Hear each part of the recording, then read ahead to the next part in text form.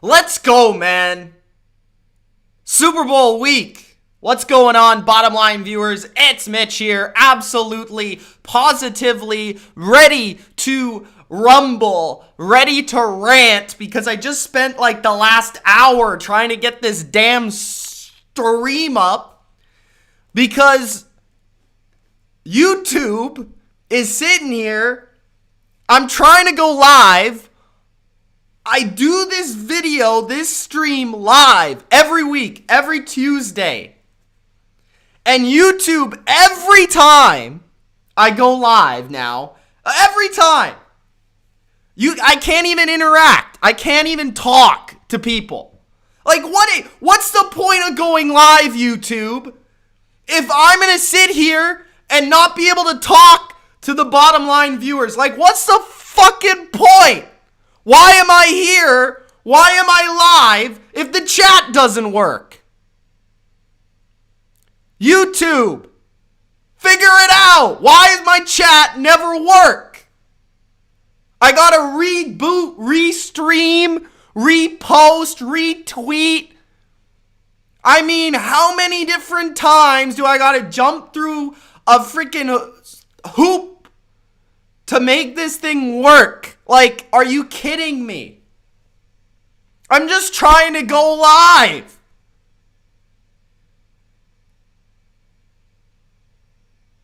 What the heck is going on? YouTube.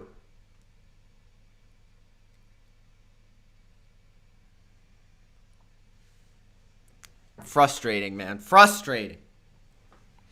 All right. It's Super Bowl week. Super Bowl 55 is here. And I'm ready to go. I got my just energies up. I'm excited for the Super Bowl. And man, I got to say something. It feels like it's been a year since I've watched a football game. I mean, it's only been a week, but I'm having like withdrawals or something. I feel like it's been a year since we saw the NFC and AFC championship. I used to love the bye week, but honestly, this one, it just feels like it's kind of dragging on. It feels like, I don't know what it is.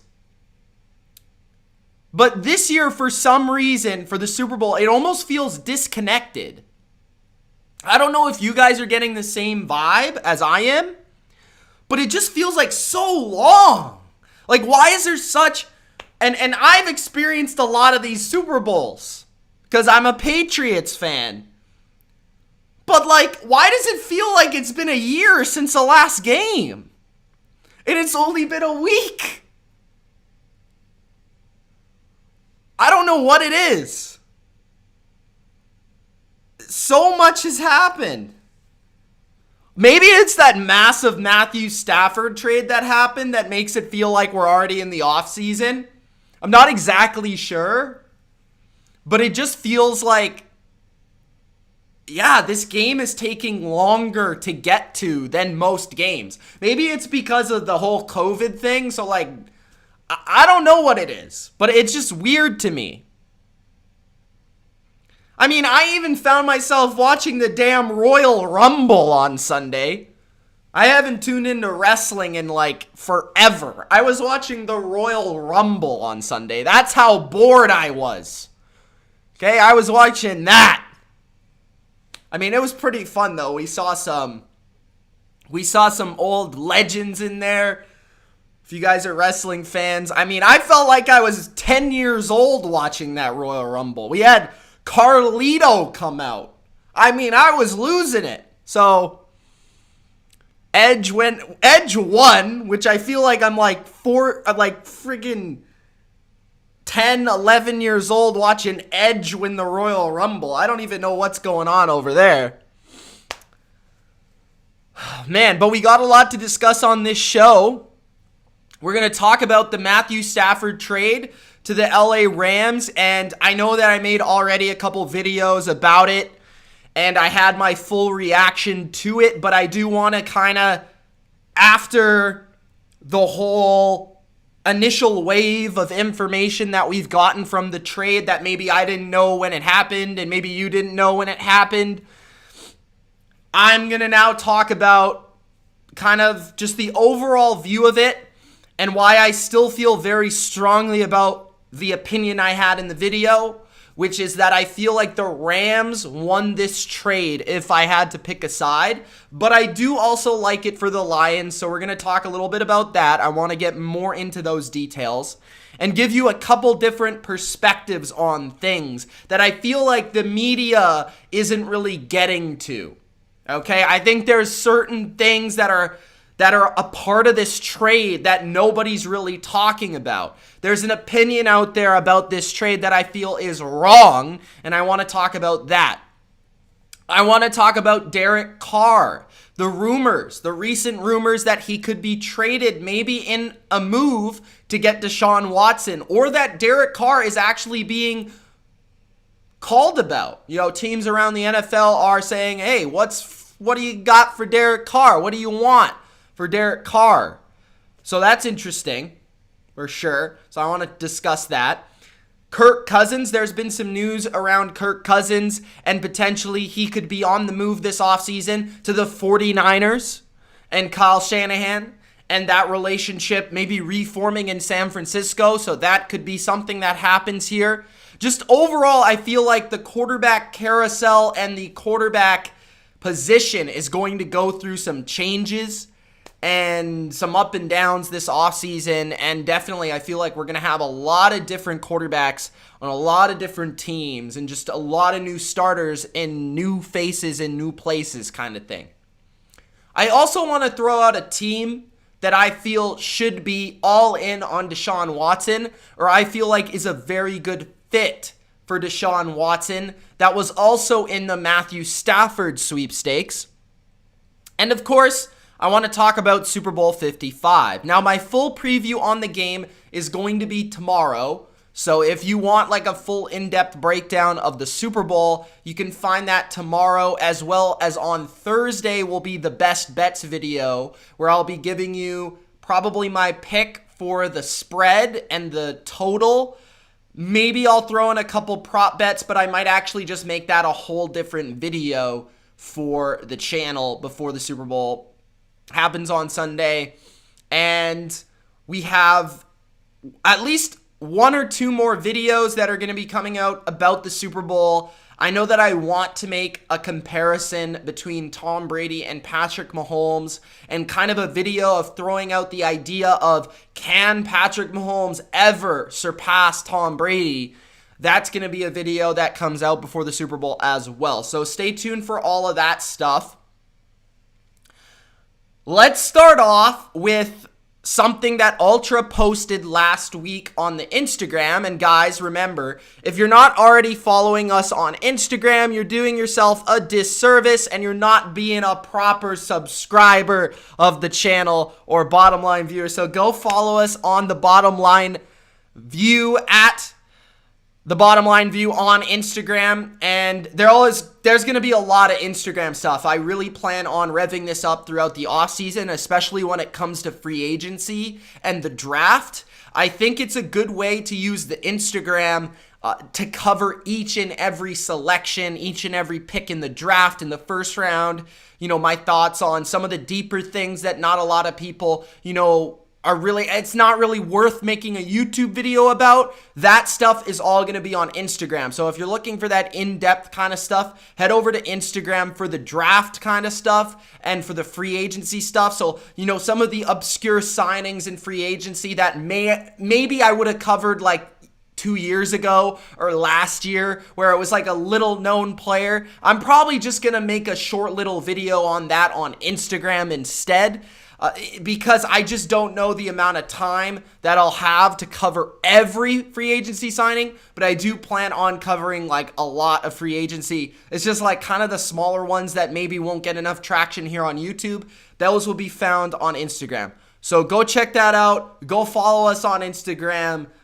Give us a follow, and you're going to be you're going to be glad that you did, because the free agency stuff's going to be fun over there on Instagram. So let's get to the Ultra Top 10. We were without it for a couple of weeks, but we're back in it this week.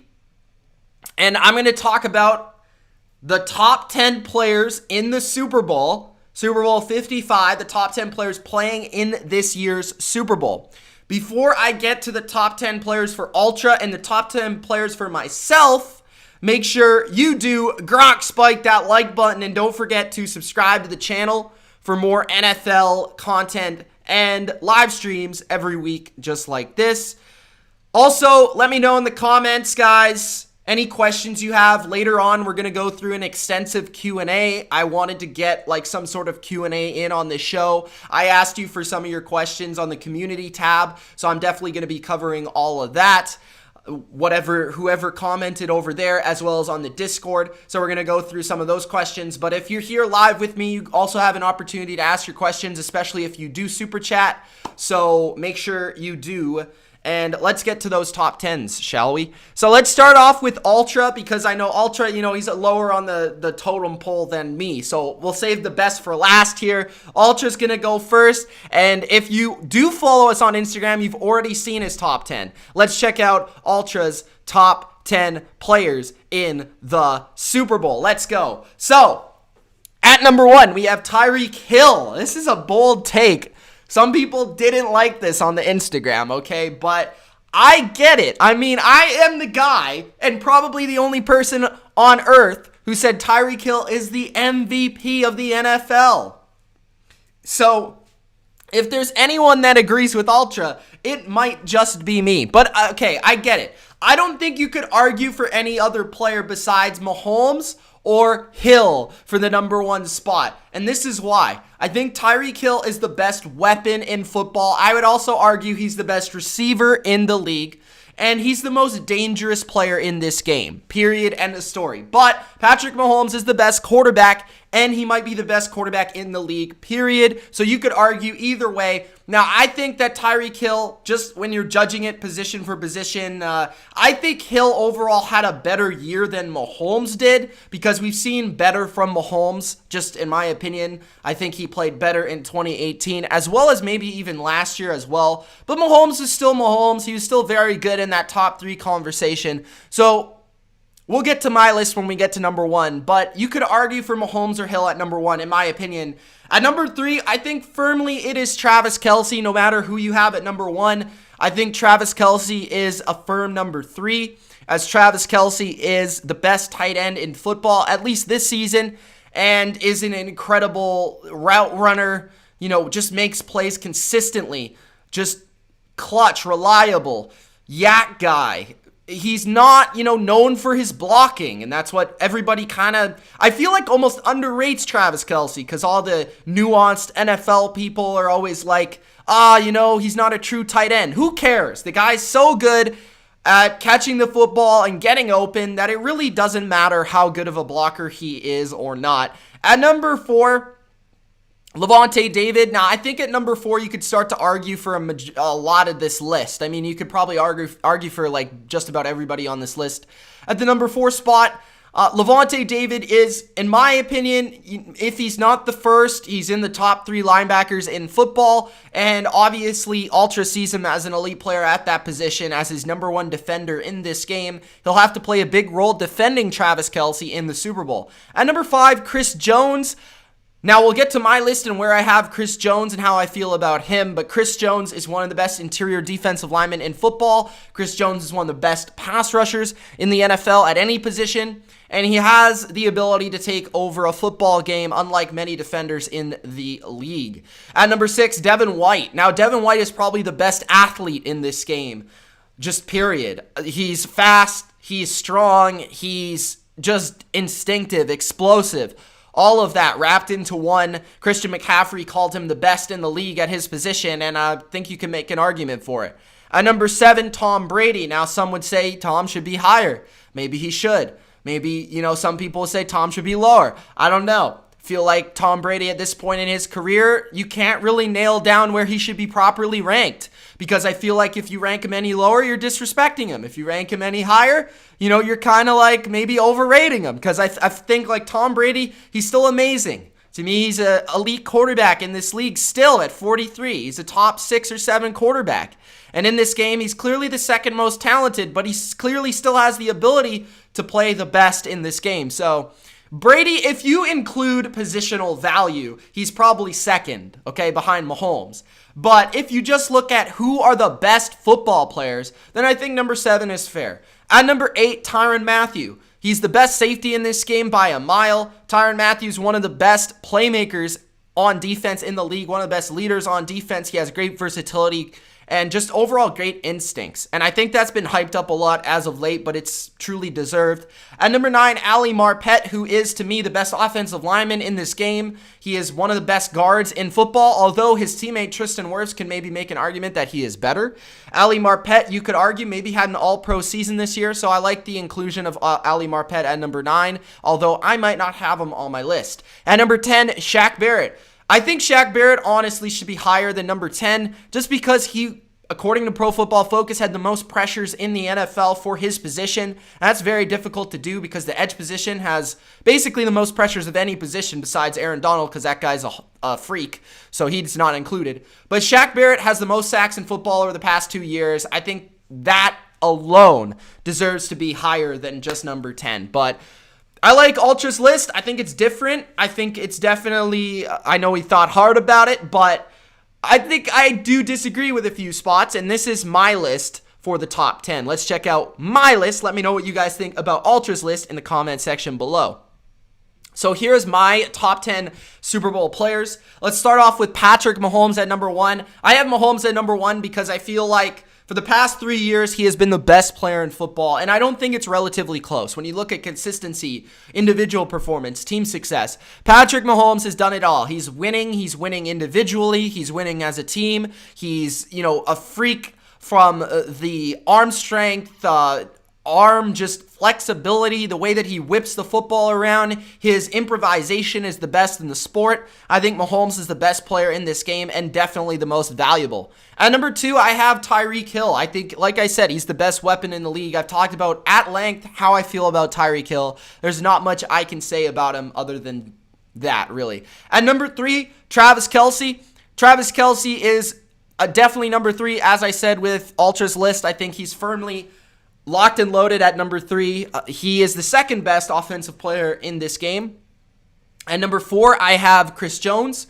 Chris Jones, to me, is the best defensive player in this game. I think he's a top 3 or 4 defensive player in the NFL. So that's why I have him at number 4. And as you can see, I have all 4 Chiefs in the top 4. My number 5 is Tom Brady, because Tom Brady, I think without him, the Bucs wouldn't be playing in this game, obviously. But he threw 40 touchdowns. He basically, I think a lot can be said about Tom Brady from an off-the-field perspective for what he's done for this team. From a leadership perspective, from a preparation perspective, from a belief perspective, there's not many players, even at his age, that do more for his team than Tom Brady on and off the field. Once you get on the field, he's still elite, although I wouldn't include him in the top 4 just because I feel like when you look at this list, Mahomes is arguably the best player in the league. Tyreek Hill is the best receiver. Travis Kelce is the best tight end. Chris Jones is the second or third best defensive lineman. And Tom Brady, he's like the 5th or 6th or 7th best quarterback.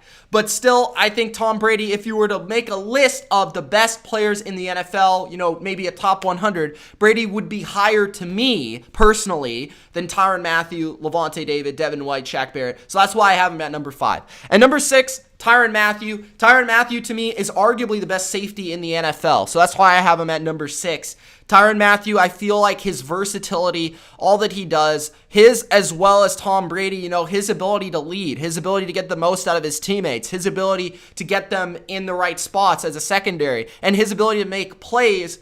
There's few players and safeties out there that have been able to do what he can do. At number 7, Lavonte David, we discussed it, but he's phenomenal. He's the most underrated player in football over the past decade. At number 8, Devin White. I almost put Devin White over Levante David because I feel like Devin White is more of a playmaker than Levante David. But I just said, David has less weaknesses. Devin White still has a little bit of a weakness in coverage, although he is so phenomenal against the run and as a blitzer that it kind of makes up for it. Shaq Barrett at number 9. Shaq Barrett is arguably, a top 5 edge player in this league. He had 3 sacks last week. He looks to do that once again in the Super Bowl.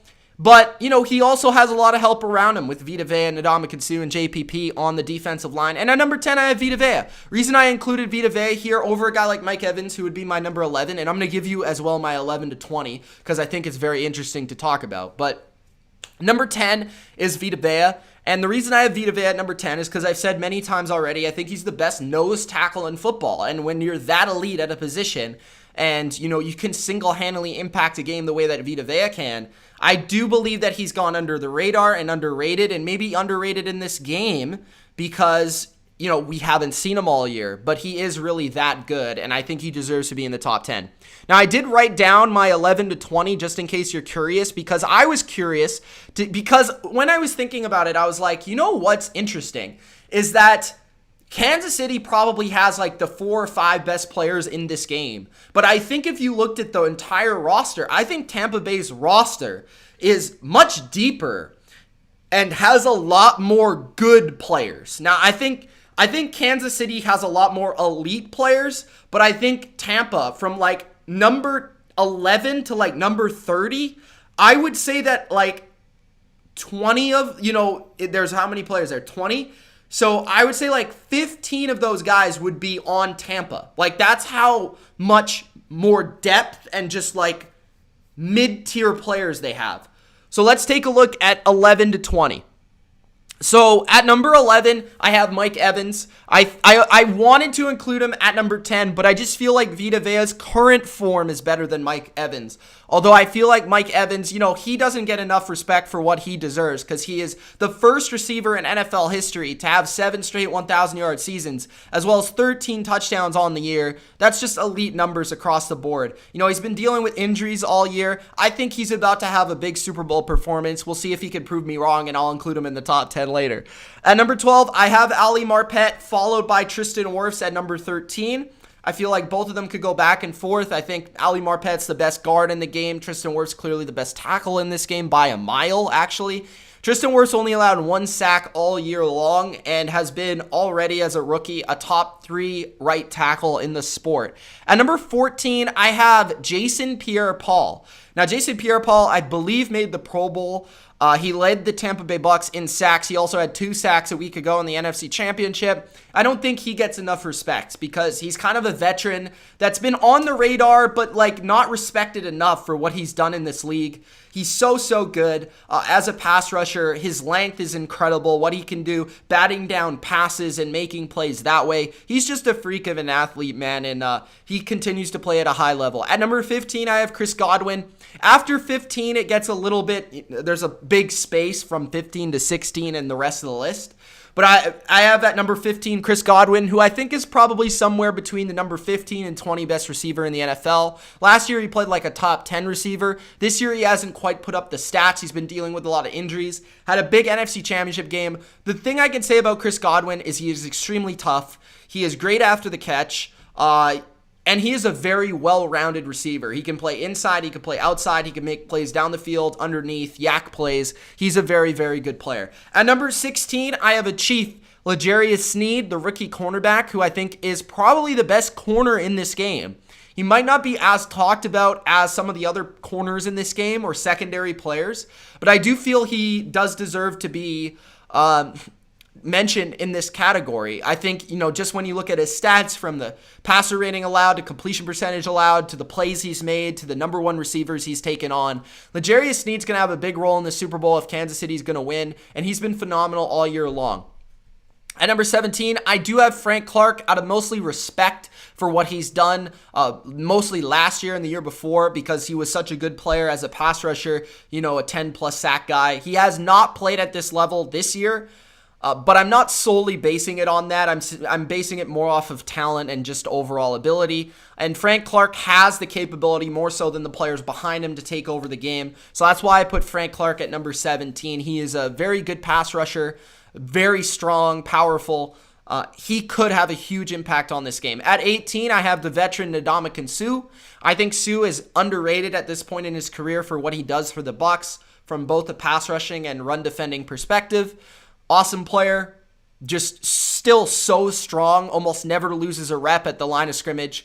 19, I have Carlton Davis, the number 1 corner for the Tampa Bay Bucs. I think you could argue that, Sean Murphy-Bunting has been the better player in the playoffs. Jamel Dean has also had a very good playoffs. But when you look at what the Bucs do and how they match up their corners and who they rely on most, it's clearly Carlton Davis.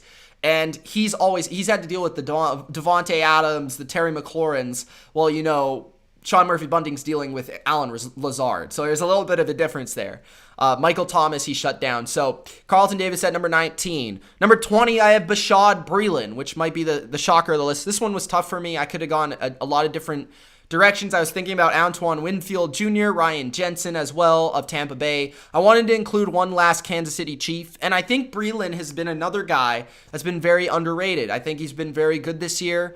Matches up with a lot of the taller receivers in the league. Very good in press coverage, good playmaker, just savvy veteran, and I put him at number 20. So those are my top 20 players playing in the Super Bowl right now. You saw Ultra's top 10, my top 10. Let me know your top 10 in the comment section below or live if you want to. I'm going to be doing some questions later on, so I'll get to the questions when we get to the Q&A section, but I'm just going to continue to rattle off my thoughts on a variety of topics right now, and then get to the comments after. But before I do get to my next segment on the show, make sure that you do spike that like button, and don't forget to subscribe to the channel if you haven't already for more Bottom Line View.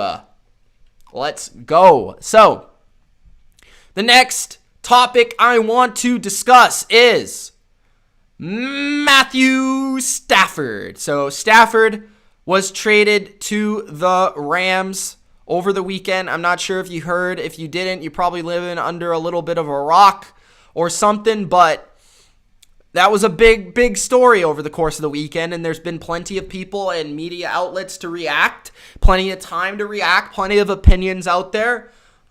To me, again, guys, you can hear my full explanation and thoughts on the move in my reaction, which happened basically like an hour or two after it happened. So it was really my raw thoughts on the move. So if you want to go check that out, go check it out if you haven't already. Thanks for the support on the video, by the way. Despite not having a live chat, we got over 5,000 views, so I appreciate that. Now, there are a couple things that I do want to talk about here that I just want to rather bring up that I wasn't able to bring up, or that I feel I need to kind of restate or just kind of firm stance, right? So, the number one thing I want to talk about here that I think nobody is talking about with this trade and with this move, and the number one thing that after I really thought about it stood out to me is, you know how everybody's talking about what Tom Brady has done for the Tampa Bay Bucs? And like how he, not just on the field, but off the field, has been able to bring up just leadership, just the preparation, the detail to the organization, the Brady way, so to speak. And he's kind of been able to raise the level of his teammates. And I don't think Matthew Stafford is going to do some of the things that Tom Brady has done. While I think he can contribute in raising levels of leadership at this position that I feel has been missing. I think the number one thing that Matthew Stafford brings to the Rams, besides his actual talent, is toughness. And the reason I say toughness is because when you look at the Rams and you see what they are, and you see the type of team that they want to be, and where their strength lies, and what they've been missing at this position, I think the number one thing that not enough people are talking about is what Matthew Stafford brings to the rest of his teammates in terms of a quarterback that his teammates can trust. And A quarterback that the rest of the team looks at and says, this guy is tough. This guy brings a toughness to the Rams that wasn't there with Jared Goff. And Jared Goff was a player that you could just see. And I'm not trying to make fun of Jared Goff. I don't know him personally. But just by his play style, just by his demeanor, just by the way he carries himself, there's a lot to be said about how you would react if you've ever been on a sports team and the way that you look at a captain, the way that you look at a leader on your team, or the way that you look at a coach, or the way that you look at certain things on your roster, the teammates around you. As a teammate of players on your team, you kind of profile the guys that you play with, right? And to me, Matthew Stafford is a guy that the Rams are going to profile as not only is he ridiculously talented, which is what the Rams defense and players are going to see when they take to training camp in the offseason. They're going to say, this guy can sling it. Wow. I thought Jared Goff was kind of talented. He's a first overall pick. He had a pretty good arm, and he went to the Super Bowl and all that, and his teammates are saying, I didn't mind Jared. I didn't think he was that bad, but we started to lose faith in him. And I just feel like all these Rams players, from Aaron Donald to Jalen Ramsey on down, to Robert Woods to Cooper Kupp, first they're going to enter training camp, and the first day of practice, and if you've ever been there, as an athlete, you just know those players on your team that are just special. They stand out. They're above everybody else in terms of their ability. And to me, right away, the Rams defense, when they go against Matthew Stafford or the receivers of the Rams, their confidence is going to rise by 10%, 20%, 50%. Because they're going to go immediately to practice. They're going to be like, holy crap, this guy can really throw. Holy crap, you see that throw that guy just made? You see that laser? You see that just throughout practice, there's just there's just a vibe about a team. And Matthew Stafford is going to give off the vibe to the Rams that, wow, we made this big move for him. Sean McVay really likes this guy. And no wonder, because this guy can really throw the ball, and this guy can really make plays, and this guy is extremely talented. And they're immediately going to be able to buy in because Matthew Stafford's talent is to that level. And then once they get that, once they buy into the talent, what they're going to see is a guy that is extremely tough. And that's something that Matthew Stafford always brought to Detroit. And the thing with Jared Goff is Jared Goff, he just screams. The aura of Jared Goff, it's just fragile. He feels like, when we talked about it, right? There's something to say about Jared Goff. When Jared Goff was leading up to play the Packers, we said, the Rams have no chance of winning this game. Because Jared Goff in the snow is not going to be able to perform. Jared Goff in the cold, in the elements, is not going to be able to do anything. We're just going to get that Eli Manning face from him, and it's just going to be like a disaster. And when you're on the team of that quarterback, it absolutely positively impacts the demeanor and the confidence level of the rest of your team. I know it's not a stat. I know it's not something I can point to. I know it's not an analytic. I know it's not something that I can just look up on PFF or Pro Football Reference. But there's absolutely something to be said. When your quarterback is arguably the toughest player on your team, it gives off the vibe to the rest of your team that we are going to be in a fight no matter what game we're in. And we can rely, if we're the defense, we can rely on our quarterback if we need to make a comeback. If we give up a touchdown, we know that he can respond. If he gets hit repeatedly, he's just going to get back up. There's something to be said, especially the way that the Rams were this year. The number one defense, smack you in your mouth, run the football effectively. just the style that the Rams are right now and the way that they've transformed into with Aaron Donald and Jalen Ramsey and the defense taking the forefront from this season, I think it's just, again, it's not something that you can look at. It's not a stat, but I trust you. Trust me right now. Just absolutely trust me. When you watch the Rams next season, they are going to be a different team, and you are going to see the vibe of the team change because Matthew Stafford is the quarterback. And it doesn't really have to do with Matthew Stafford being better than Jared Goff, although he is. It's just the fact that Matthew Stafford is tougher, and he's a better leader, and Matthew Stafford is a guy that I think is going to give off a more confident overall vibe for the rest of the football team.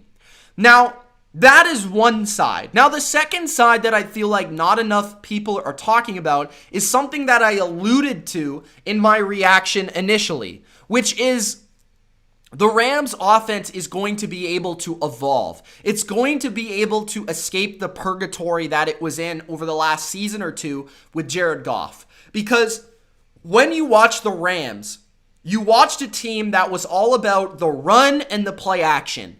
They were very one-dimensional with their approach to football. Okay? They were very, very one-dimensional. If their run game wasn't working, their play action wasn't working, right? And they had no drop-back passing game.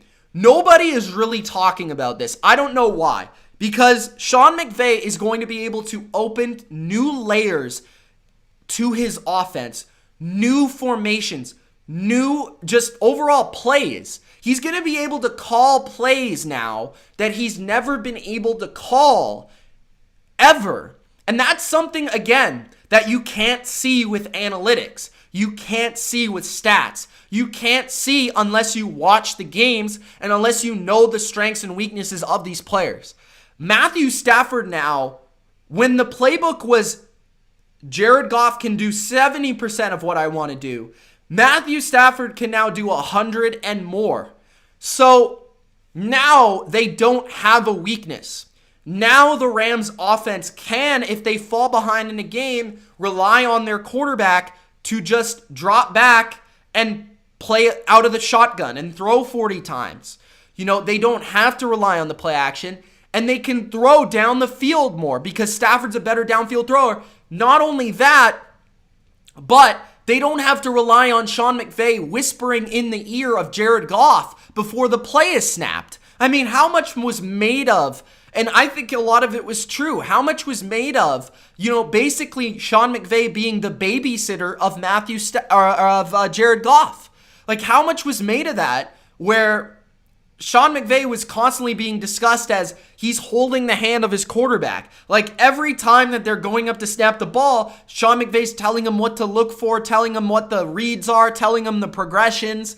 Like, you're not going to have to do that with Matthew Stafford. You could take your hands off and you can make this offense, it's going to evolve. And I feel, especially early in the year, it's going to be able to keep some teams on their toes, and you're really going to see this Rams offense be able to explode next year, I think, because of what they're going to be able to do with the layers added to this offense and just the overall intellectual level of their quarterback being raised as well as the talent being raised. Everything is being made up of, Matthew Stafford is more talented than Jared Goff. That's 100% true. He's also smarter than Jared Goff. He's a better just overall intellectual at the position. He's more experienced, and the guy's way tougher and brings a different vibe to the team. So those are the points that I didn't necessarily dig into on my official reaction or my initial reaction that I just really want to elaborate on here, because I think those are the things that not enough people are talking about, discussing, and really analyzing. I get it. There's no stat for it, but those are the areas that you're going to see the Rams raise their level in next year. This move doesn't only make the Rams offense better, it makes their team better. And I think that is just a missed note for a lot of people.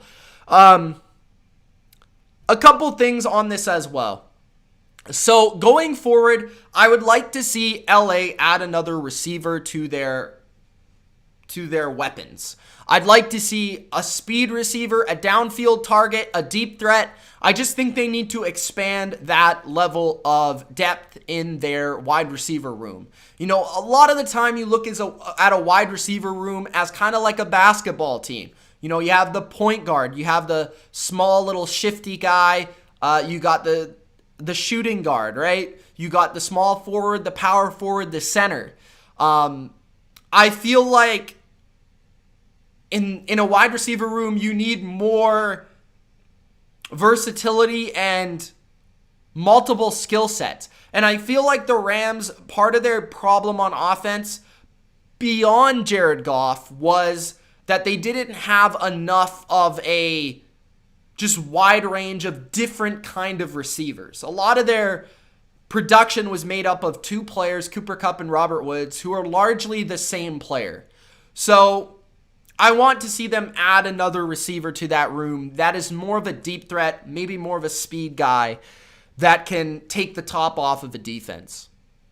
The last thing I want to discuss about this move is I think, you know, some people are saying, and just looking at this straight up as a 2 first-round pick and a 3rd-round pick in Jared Goff for Matthew Stafford, you have to understand how important it is for the Rams to trade Jared Goff. Like, they weren't going to make this move without trading Jared Goff, and the price to pay for trading Jared Goff was basically a 1st-round pick. You know, maybe a little less than that.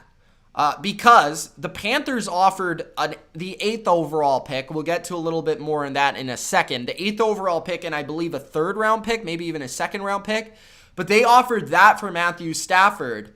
And the Rams, in order to get away from Jared Goff's contract, which they desperately wanted to get away from, and to swing for the fences to get a Super Bowl right now, they had to get rid of Jared Goff. So when you're talking about this move, please mention that part of the reason that the Lions were able to get 2 first-round picks is because they took on Jared Goff's contract, which I think is actually kind of going to be disastrous for the Lions to a certain degree. Like, I love the draft picks. I love their ability to start over and rebuild, and we discussed that on the reaction. But I also feel like Jared Goff, like, I wouldn't have wanted him. Like, there's a reason that you had to get 2 first-round picks if you're Detroit, because I don't think any team wanted Jared Goff on his current contract. You guys have to understand that when you're evaluating players, especially in trades, it's not just about the player. It's mostly about the player's value towards the contract, right? When you're evaluating these players in trades, it's the player and the contract. It's not just the player. So Jared Goff at his contract is probably the worst quarterback in the league. Like, period, end of story. If you had to pick a starter in the NFL based on his ability and his contract, Jared Goff is the worst guy you could get because of the money you're paying for him, not because of his talent. You know, talent-wise, he's like 25th. But when you include the contract, he's 32nd. Like, there's no debate around it. So that, to me, needs to be discussed. Quickly, I want to touch on Aaron Rodgers.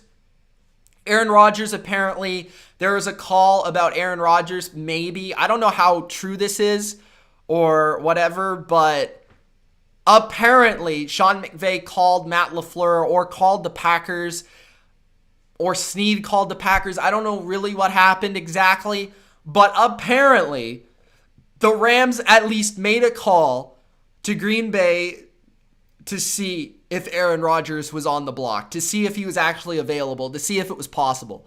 And it kind of sounds to me like the same thing that happened with San Francisco and the Patriots with Tom Brady. Because I feel like where there is smoke, there is often fire. And I think what we learned from the Tom Brady instance was no matter how connected one player is to a team, no matter how unrealistic it seems that he could leave, we saw Tom Brady leave New England, and I do feel like eventually, while I don't feel it's going to be right now, I do feel we need to think about in the future that Aaron Rodgers could leave Green Bay. I think that is going to be a very realistic possibility, if not this offseason, which it probably will not be, almost certainly will not be, but next season, I think it opens the door as a possibility. So that's just really why I wanted to bring it up. Nothing to do with the Rams or the Packers right now, But just pay attention to the future, right? I think the whole Jordan Love thing and the Tom Brady experience has kind of allowed us to understand that this could happen. And I feel like we will see Aaron Rodgers play for another team within the next 2 to 3 years. So just look out for that. Also, I know that you guys want me to talk a little bit about Matthew Stafford rejecting New England. So, hey, why not? Let's talk a little bit about it. So I really don't know why necessarily. I don't think anybody other than Matthew Stafford knows exactly why he didn't want to go to New England. But my guess would be two things. He had an experience with the Patriot way in Detroit. And although it wasn't the Belichick way, he maybe didn't like the life of it. Maybe he didn't love the way that the coaching staff treated the players. Maybe he's heard some bad things from teammates like Danny Amendola, who also has kind of surfaced in some comments regarding Bill Belichick and the organization and the franchise and the way it's run and the way that it kind of mistreats their players in terms of how they treat the overall, the GM and moving on from players and disrespecting what they've done for the organization and all that sort of stuff. Because I personally believe that what Danny Amendola said, I think has more of what to do with what Matthew Stafford decided than actually Matt Patricia being in New England. I think if Matthew Stafford really wanted to play for Bill Belichick, it wouldn't matter that Matt Patricia was there. I honestly don't think. Now, I think Patricia being on New England certainly was a factor. I'm not dismissing that. I think that is a factor for why he didn't want to go there, but it was like an added layer. I think the biggest thing was Stafford hearing from the players that were in Detroit who left New England about the culture and about Bill. Okay? And it might have not all been negative, but I'm sure that Matthew Stafford looked at the way that Cam Newton has been treated from the Boston media and saw that if I'm not successful to the way that Tom Brady was successful, I'm going to be considered a failure. Like, flat out, just like 100%. Even if I go there and I win a Super Bowl, I'm going to be in the shadow of Tom Brady. And there's something to be said about that, as well as New England being in a transitional phase where there's a lot of uncertainty surrounding their roster, surrounding their wide receiving core, surrounding their tight end room, surrounding their offense. There's even rumors of Josh McDaniels leaving. So for Stafford, I think it was just a collection of all of these things. Being around a lot of former Patriot players, including Danny Amendola, Matt Patricia being on the staff, and their uncertainty of their roster, whether they're going to be good or bad the next 2 seasons. Because I think Stafford saw the Rams as a team that he knows if he goes there, they're going to be competitive. But if he goes to New England, maybe they're competitive, but maybe they're not. So I think there's a lot of things to be said about that, but it was certainly a fascinating conversation that was had over the past week. So let's get to the next few topics here before we get to the Q&A section, where, guys, if you've already brought up a question for me or something you want me to comment on, make sure you comment it a little later. Stick around for the end, and we'll get into an extensive Q&A. So let's get to the next topic, which is Deshaun Watson. Deshaun Watson to Carolina. I wanted to bring this up because the one other team that was heavily involved, there were a lot of teams involved in the Matthew Stafford sweepstakes, including the Patriots, including the 49ers, including the Washington football team. But the one that seemed to be most likely, at least the day before the trade happened, was the Carolina Panthers. The Panthers were so close to getting this trade done for Stafford that they actually were looking to getting his medicals done. That's how close they were. And I believe the offer for Stafford was the 8th overall pick, as well as a mid-round selection for Stafford. Now, that's a lot higher of a first-round pick. That's also this year, as opposed to what the Lions got from the Rams, which is future firsts. So that, to me, would have been worth it for both sides, I think. Now, let's talk about Deshaun Watson, because I think Carolina makes a lot of sense for Deshaun Watson. Maybe on the surface, it's not one of the teams that's being floated out there for Deshaun Watson, but when you really talk about it and really think about it, I just picture Deshaun Watson in a Panthers uniform. I don't know what it is. I just got this vibe surrounding Deshaun Watson that I could just definitely see him playing with the Panthers. And you look at what they've kind of started to build there in Carolina. There isn't a lot tied to Teddy Bridgewater. It's almost a it's a Jimmy Garoppolo situation where, like, yeah, they got him to a contract, but it's very easily maneuverable. They can get out of it if they please, if they find a better option. That's kind of the way the Teddy Bridgewater situation has been laid out. It's Bridgewater has to prove he can be a franchise guy. If he's not, we're going to move on. And with their interest in Stafford, you would have to believe they would also be interested in Deshaun Watson.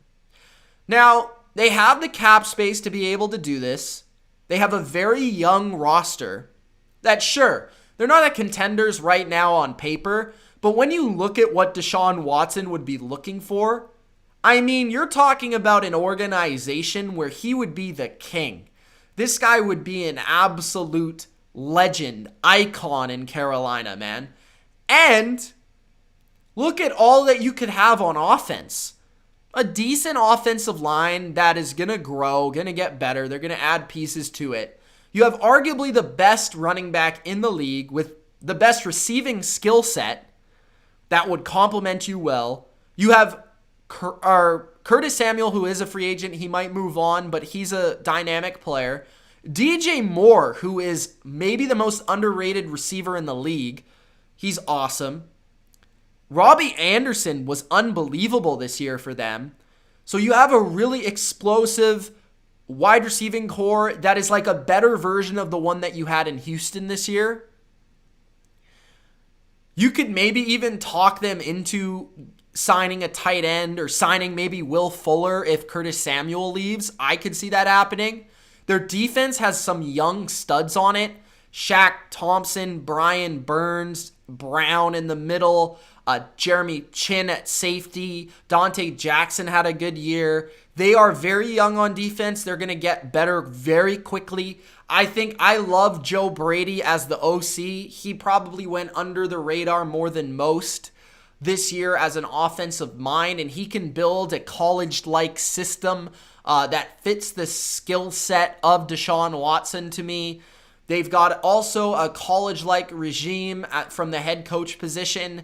They've been building the culture there, and what they've been missing is their centerpiece, and that could be Deshaun Watson. When I look at all the avenues and I look at all the things that Watson would like, I just feel like Carolina is perfect for him. And when you really look at this division, it's a division that after next year, like if Tom Brady retires after next season, let's say Tom Brady even sticks around for 2 more years. Tom Brady's eventually going to get bad, or not bad, but he's going to get worse to the point where you're going to be able to beat him in his own division. And this year he didn't win his own division despite getting to the Super Bowl. But that's besides the point. Say Tom Brady plays 2 more years. You got the next 10 years in front of you where you can dominate this division. You know, Atlanta, Matt Ryan's getting old. He might even be on the move, right? They don't have a quarterback right now. New Orleans, Drew Brees is retiring. Taysom Hill's not going to beat you. So, to me, it's like, that is a perfect situation for Deshaun Watson. You got a young, up-and-coming offensive coordinator who's well thought of around the league, a young coach, a really young team with an explosive offense. I love Carolina for Watson. And I think that's the team that, if they were all in on Stafford, they should just be just as all in, if not more all in, on Deshaun Watson. Let's talk a little bit about Kirk Cousins and then Derek Carr. So there were some things floating around today about Kirk Cousins and maybe, or not just today, but over the past like 3 to 4 days, about Kirk Cousins maybe being traded to San Francisco. So we've heard that San Francisco was in the mix for Matthew Stafford. They've also been heavily speculated to be around in the conversation of Deshaun Watson and be willing to give up a lot of assets to get a guy like that. So the 49ers have been connected to all these quarterbacks to be in the market to upgrade at quarterback. I think Kirk Cousins would be an upgrade over Jimmy. Now the question is, how much of an upgrade would it be and how much would you have to give up? Now from the sounds of it, you would have to give up a first round pick and Jimmy Garoppolo. That is an interesting question. Do I think a first round pick? This is the thing. It's not just Kirk Cousins, but it's Kirk Cousins with Kyle Shanahan, who, Cousins maybe had his most successful years with Shanahan or with McVay as well in that type of system. And Kyle thinks very highly of Kirk Cousins. I think Cousins would be the second best quarterback that Kyle has ever had. I certainly believe it would be an upgrade. And I believe that Cousins would definitely make the 49ers more of a threat in the NFC. Now, would I say they would be a Super Bowl team? I don't necessarily know until I see it. But, guys, we need to realize that Jimmy Garoppolo has been out basically half the time, if not more. And you need to be able to rely on your quarterback. You can't just keep relying on a guy that gets hurt every year. Kirk Cousins is a good quarterback. I actually think Kirk Cousins is underrated. A lot of people don't like Kirk Cousins for whatever reason. He gets a bad rap. He's a good player, good passer, fits the system well, has proven himself in the system. Had a good year this year as well as last year. Has played on multiple teams and been successful. And I think it would be worth it for San Francisco for a first and Jimmy Garoppolo to do that. Because I don't think the money would be too different. Cousins' contract is manageable. And if you're talking about, sure, would I like to have seen them get Matthew Stafford? Yes. But I think Cousins is a good quarterback. I think he's a clear upgrade over Jimmy Garoppolo.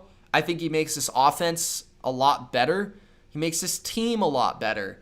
So I would be down for it. Yeah, apparently the Niners offered a second and Jimmy, which,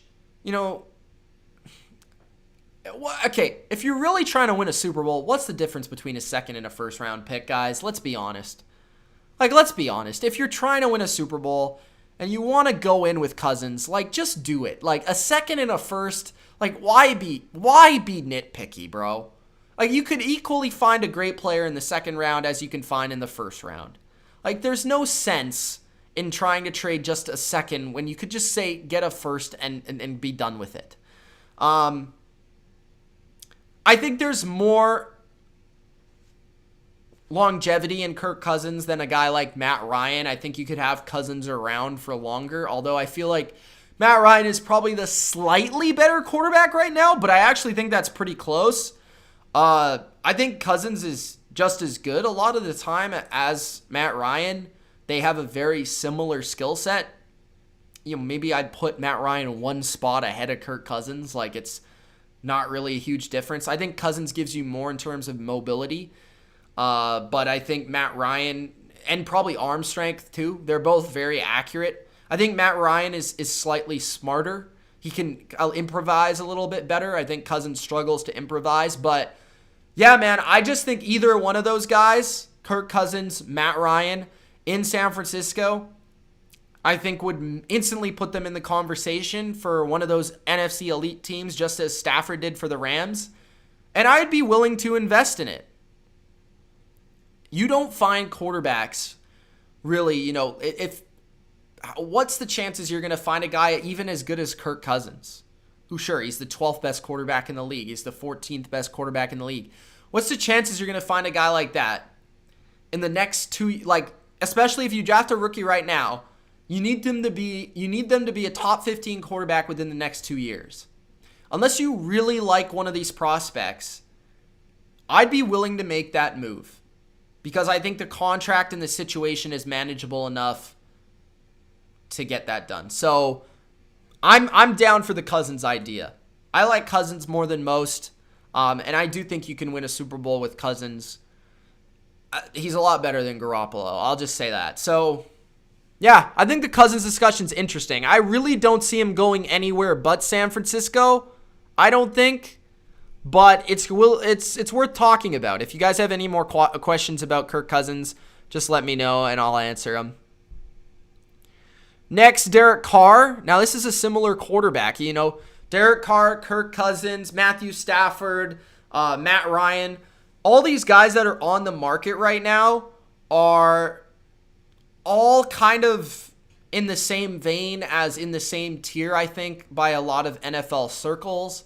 I don't think any of them, Matt Ryan, Cousins, or Carr, would go for as much as Matt Stafford because, like I said, I think Matt Stafford is better than these guys, just slightly, because he has more upside.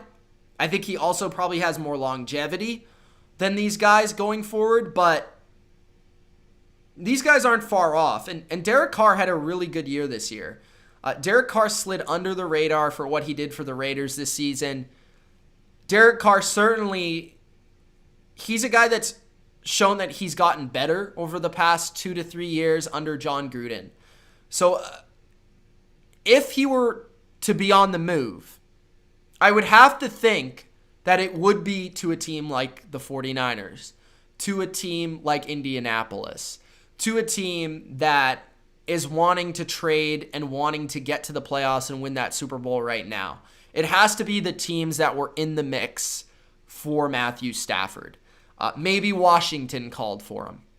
Because when you look at the Raiders, they've kind of reached this point. Even though Derek Carr has played, and here's the thing, I think Derek Carr has basically played about as good as he can with the Raiders, and they're still going 7-9. It's like a Matthew Stafford situation where it's not the quarterback, it's the team. And you need probably, if you're the Raiders with the team that you currently have constructed, you need a better quarterback than Carr. And if you're Carr, you need a better team than what you've been given with the Raiders. So, while I feel like Carr has played at a top 12 level this past year, that's probably just as good as you're going to see from him. So, if you're a team like San Francisco and Indianapolis, a top 12 quarterback is very interesting. A top 14, top 15 guy is very interesting to you, very intriguing to you. But if you're a team like the Raiders who's stuck in 7-9, stuck in 8-8 purgatory, it's not going to really do anything for you. So, I actually think that Derek Carr would be a fabulous fit in San Francisco. Because he runs a similar scheme in Las Vegas, and Derek Carr isn't known to be a guy that throws the ball down the field. And we've seen that Kyle has been able to, although he's a better down the field passer, Derek Carr, than Jimmy Garoppolo, he could give you a little bit more there. He could also give you more from a mobility perspective. I feel like he could enhance your offense from the short passing game where he was so effective with the Raiders. And you have an offense right now in San Francisco that is very much built for that type of passing game where it's all about getting the ball in the hands of your playmakers. Deebo Samuel, Brandon Ayuk, your running backs, George Kittle, these guys, right? So if that's what Kyle's really looking for, I do feel like Derek Carr fits that very well. So if I was the 49ers, I'd probably be more interested in him than if I was the Colts. I think if I was the Colts, I'd probably be looking harder at a guy like Cousins, at a guy like Matt Ryan, because I think they're better downfield passers. Even though they were such an underneath team with Phillip Rivers, I don't truly believe that's what their identity was. I just feel like that's what they were doing because that's what Phillip Rivers was comfortable with. But if you add Matt Ryan, you add Kirk Cousins to the Colts, I feel like that's a better fit. As opposed to Derek Carr, I feel is a better fit maybe in San Francisco. I also like Cousins and Ryan for San Francisco. But they give you, pluses and minuses, I feel. in both situations. But it's really going to be interesting. This year, I haven't heard this much buzz surrounding a mid-tier quarterback conversation than I have in 2021. This is the first time in the history of the NFL, I feel, that we've heard this much buzz about all of these quarterbacks from like number 10 to like number 15 to number 10 to number 25 being discussed as trade opportunities, as guys that could be on the move, as guys that could be playing for new teams. I don't remember a season where all of these guys, all of these quarterbacks who are usually commodities, usually teams that are trying to hold on to, they're trying to prove that this guy is their guy. I feel like with the Rams making this bold trade, it's opened the doors to more teams thinking more intensely and more kind of deeply at the quarterback position that they currently have and how they could improve it, and if they truly are comfortable with what they have right now. So look ahead and just think about that, and don't be shocked if any quarterback is on the move this offseason outside of a few of them in the league. We also heard that Derek Carr could be in a trade for Deshaun Watson, or at least that was the rumor floating around. I do want to lastly say this about the Deshaun Watson situation. I feel like Deshaun Watson might be less likely to be traded than a lot of people think, just because I feel like right now a lot of the conversation surrounding Deshaun Watson is out of Deshaun Watson's camp. We have not heard anything around the Texans or other teams that suggest that Deshaun Watson is actually going anywhere.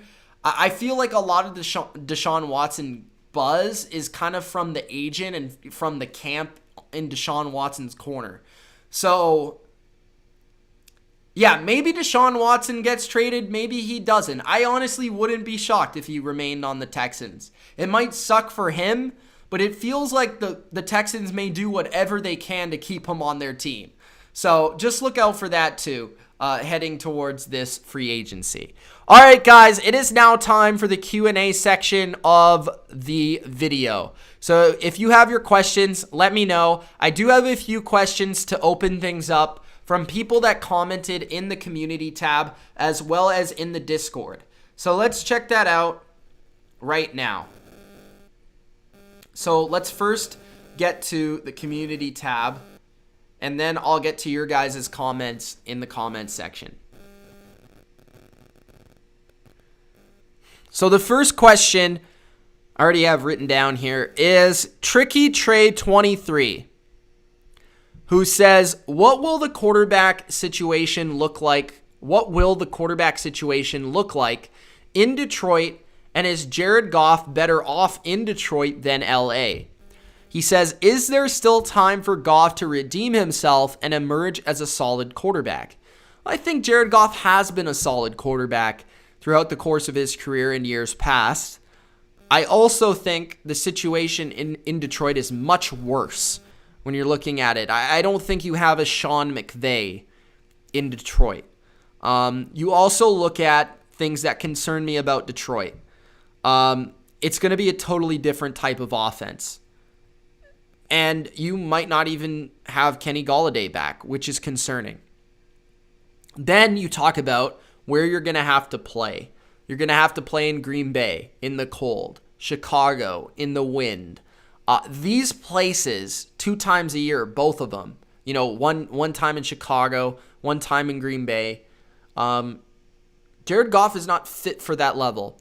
The way that, and that kind of style, the way that I look at the Jared Goff move for Detroit is that I feel like Jared Goff is going to be a transition quarterback. He's going to be a bridge quarterback. I don't look at Jared Goff as a guy that is going to be the answer for Detroit. I see him as a guy that maybe they like the upside of him, especially because their GM is from LA, probably had a hand in drafting him. They probably believe in his skill set, believe in him as a person, believe in him as a football player, to the point where they want to give him a chance, right? So, no, Detroit is not a better spot for him than LA. LA is an immensely better spot for Jared Goff than Detroit, right? the Rams, what he had, the infrastructure, the offense, Sean McVay, that was a much better position for him as a football player to be good, to perform, than it would be in Detroit. There's no question about it.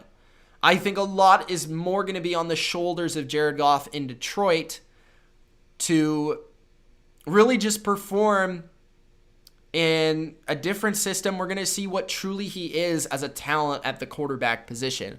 That's going to be interesting. Now, to answer your second question, can he redeem himself and emerge as a solid quarterback? I wouldn't put it past him. I feel like he can. But the thing that I tweeted out is I feel truly, this is my honest analysis, I'm not going to bullshit you. I think that while there is a possibility, there is a world that Jared Goff can redeem himself, it is far more likely that Jared Goff becomes a backup quarterback within the next 3 years. Far more likely. So that will be my answer to that question. The next is from DK Goatcalf, who says, for the Q&A, can you predict who the top 5 teams will be next year? Now, shout out to DK Goatcalf, who's very active in the Discord and had a very interesting wide receiver list earlier today. The top 5 teams in the NFL next year. So let's say the Chiefs. They'll be there for sure. The Chiefs will be there. I think the Bucs will be there again. If I had to say right now without looking at free agency in the draft, I think the Bucs will be there again. I think the Packers might be there again, but I'm not 100% sold on it.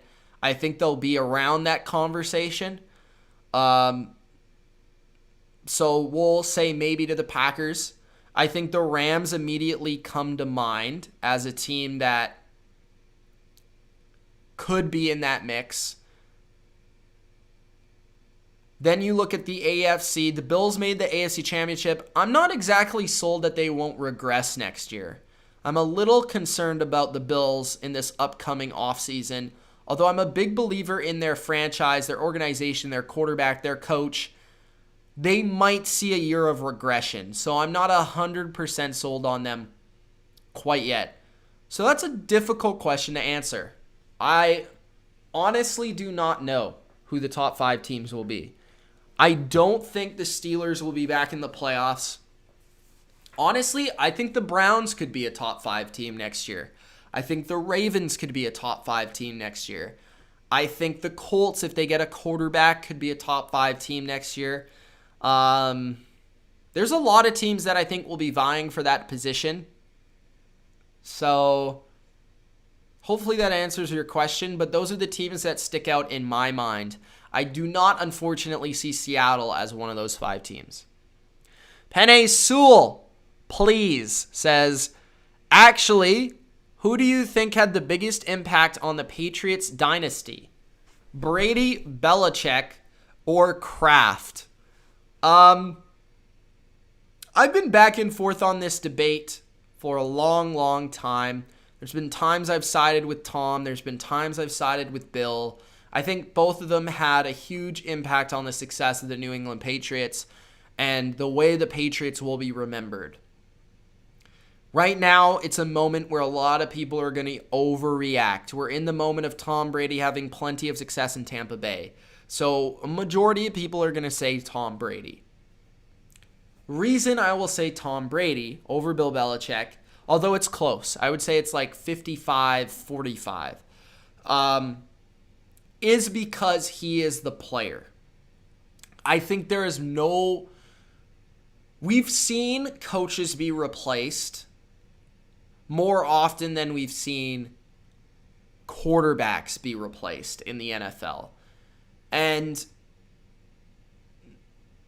I think when you have an elite quarterback, it allows you so much margin for error with the rest of your roster and the rest of what you do from a GM standpoint that I think that's why I give the edge to Tom Brady. It's not that Tom Brady's more of a GOAT than Belichick. It's not that Belichick didn't have a role in it.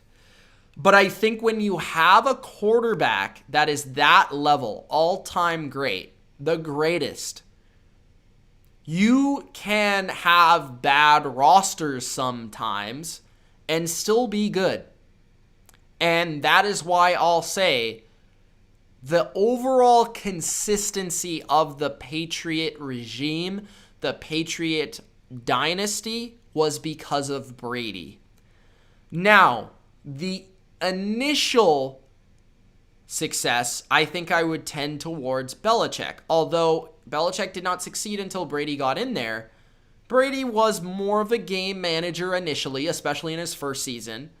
He did lead the league in touchdowns in his second season. He did finish third in MVP voting in 2003. So Brady was still a very good player early in his career. But I think building the overall infrastructure of what the franchise was going to be was initially Belichick.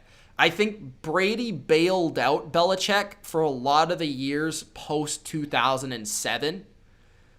Even in years before that, I think Brady kind of carried a bad team, or not a bad team, but a bad offensive supporting cast in 2006. I think Brady carried a bad team in 2009, in 2010, in 2011.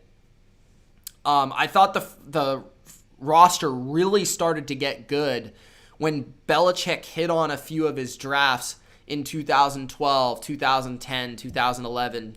And then the team started to build up really good players on both sides of the ball. And that's where it became kind of both people were like a part of the huge success.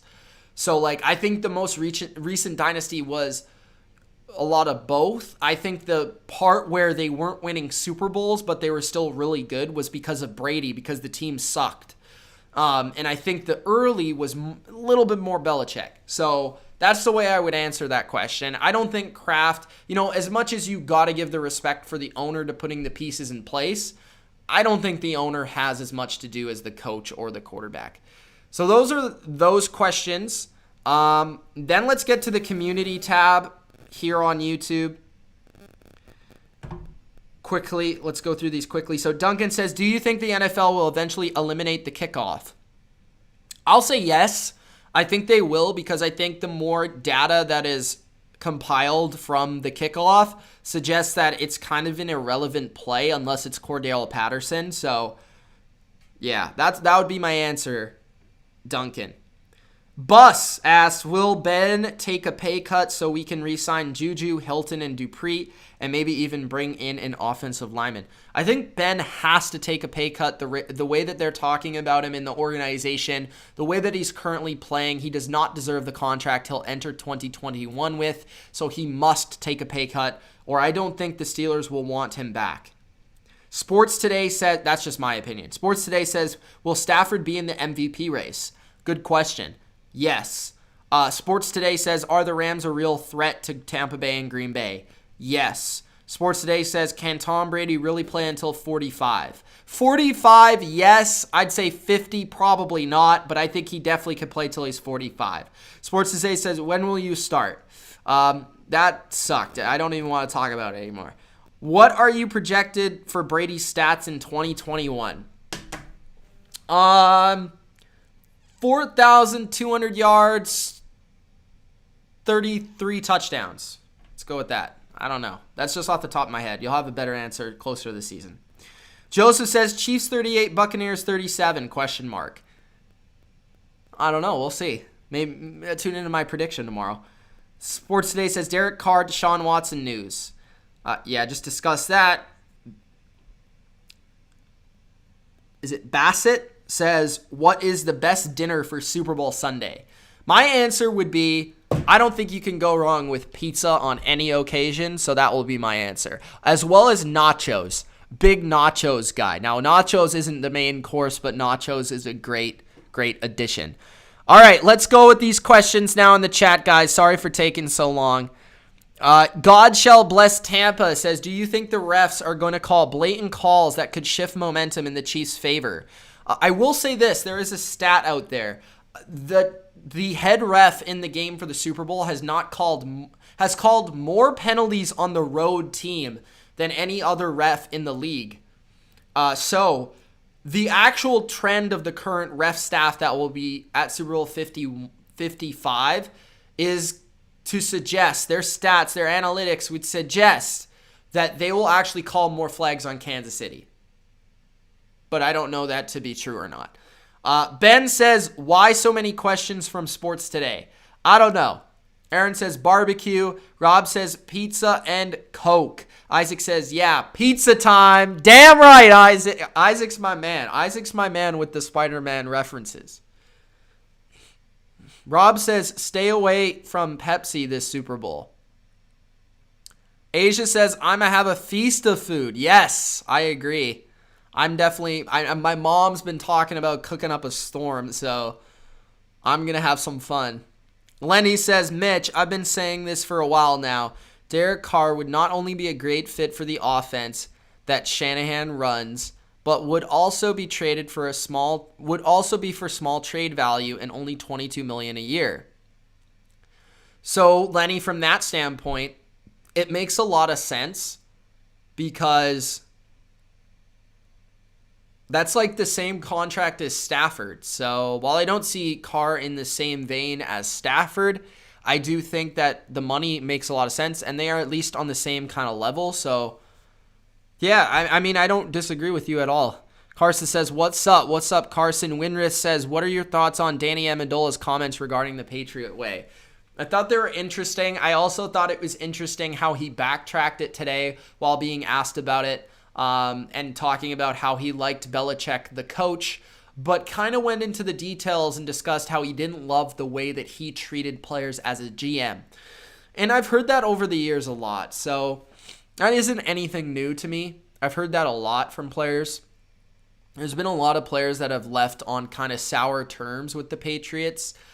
But I think he's partly right. I also think he's partly biased, because I think he's Brady's friend first and foremost. He's not in New England. He won't be returning to New England.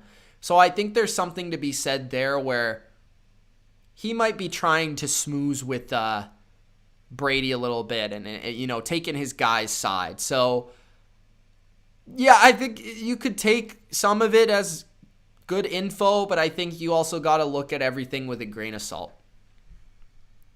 Hunter asks, who should the Colts get at quarterback? I would say the best fit for the Colts would be Matt Ryan, if they could somehow get him, which I heard he might not be traded. But Singh says, if the 49ers traded for a decent quarterback, they'll win the division. Good call, says Isaac on the nachos. Afik says, are you putting out a mock draft after the Super Bowl? Probably not right after the Super Bowl, but I'll definitely be putting out a couple. Yes, it's the 12th overall pick. I get it. Samuel says, what's at stake for Patrick Mahomes if he wins? Where would he be ranked all time? And is he a Hall of Famer? He's a Hall of Famer right now. If he wins, I think you would have to consider him borderline top 10 discussion already. I think he would probably be in the top 15. Dylan says, who won the Matthew Stafford trade? I've talked about that a lot, Dylan. I think the Rams did, but you could look at my discussion on this video as well as the reaction for more info on that. God shall bless, says Antoine Winfield Jr. clobbers Tyreek where he's out like a light like Justin Reed did on him last season. Interesting, awful take. You don't want anyone to get hurt. Tyler's World's 2021 playoff contenders. The Rams, the Bucs, the Titans, the Chiefs, the Bills, the Packers, the Patriots, the Seahawks, the Ravens, the Browns, the Saints, the Dolphins, the Bengals, and the Chargers. Connor says Minshew to the Niners. I don't think so. Unless they move Garoppolo and bring in Minshew, then probably not. Seahawks and Lions fan says, will the Jets be a contender with Watson? No. Lenny says, why is Shanahan scared to move away from Jimmy? I don't know if he is. I don't really know, to be honest. I'm not in his head. What is the biggest issue for the Steelers in 2021, and how can they fix it? Biggest issue with the Steelers. I think the biggest issue with the Steelers was the creativity of the offense and the one-dimensionalness of the offense. I think they far too often relied on Ben Roethlisberger, who is, at this point, not a guy that can carry a team or an offense. And he needed more help in terms of the scheme versatility and just overall creativity. And they needed more of a run game. I think their offensive line needs to get a little younger. But overall, I just felt like the offense was very dull. Didn't give you a lot week to week. Very predictable. So that was, to me, the biggest issue. District says, should I hedge my Tampa Bay futures? I have the Tampa Bay future as well. I bet it like about around Halloween for $50. I've been considering the same thing. I think Tampa has a good chance to win the game. But if you do feel you want to be safe, then never a bad idea to hedge. But it really depends on your confidence in the Chiefs to win the game. If you feel very confident the Chiefs will win, then hedge. But if you really like the Bucs, then man, just roll with it. Go with it. It also depends how much money it is, too. Marcus says, what do you think the Raiders need to get to the next level? They need a defense, just period. A pass rush, a secondary would be helpful. I think their offense isn't bad. Like, I don't see much that you can improve there. Maybe another receiver, dynamic number one wide receiver would be nice. But I think most of it's the defense. Would you ever consider making a gaming channel? Probably not. I don't game enough to do it. Connor says, I've considered, here, I'll answer this. I've considered making another channel, but not another channel for gaming. But I want to get to a certain level with this channel before I even consider expanding some sort of content or making another channel. Connor says, can you do the Injustice 1v1 after the Super Bowl? Yeah, we'll find a time that we can do that, Connor, for sure. Ultra says, is Pete Carroll starting to become a negative for the Seahawks? Yes. Lenny says, as a Niner and Raiders fan, Carr has impressed me a lot. Man's outplayed Mahomes for 8 quarters. His fumbling is just deadly, though. Like, he has cost the team so hard with his fumbles. Who's my favorite NFL team? You must be a new Bottom Line View subscriber because it's the Patriots, and it's pretty obvious. Ben says, Samuel says, who should the Chiefs O-line protect Mahomes against? Everyone? Everybody? Because they're all good. But if I had to pick one guy, I'd probably think the most challenging guy, most disruptive, is probably Shaq. But that's hard. When is the last competent coach he has hired? Talking about Pete Carroll? I don't know what you're asking. Tyler says, Mitch, do you think Drew Brees is returning? No. Isaac says, do you think Houston saying they have no plan to trade Watson is real, or are they trying to get more picks from desperate teams? I don't believe it fully. I think there could be, I think most of it is out of the Watson camp. I think a lot of it is out of the agent trying to talk up him being traded. Do you think they could try and force Watson to play? I think they can convince him to play if they look like they're going in the right direction.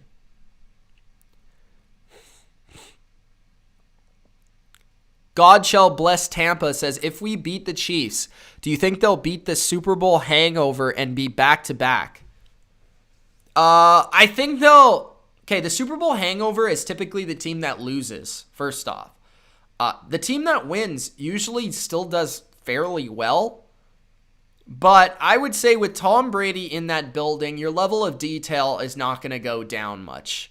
If anything, the way that the Bucs are currently constructed, it is kind of a miracle that they made it to the Super Bowl and have a chance to win, considering like all the issues they've had throughout the season, considering all the flaws they've had and had to overcome, and considering they had like next to no practice time, training camp time.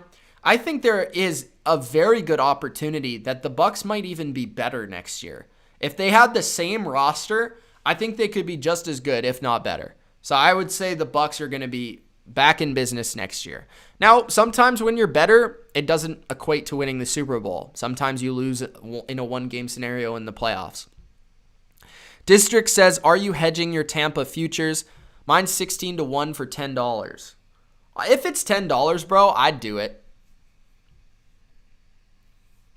I'm considering it. Heavily considering it.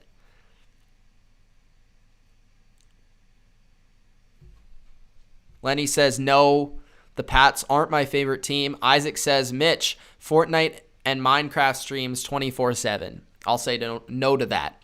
The Joe Show says, do you think the Eagles should trade Wentz? Yes, I do. Do I think they will? No. But do I think they should? Yes. Hey, first time viewer, Ben. Thank you. Thank you for tuning in, man. How'd you find this video, by the way?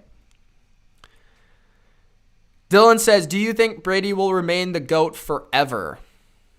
Wow. Forever? I don't know.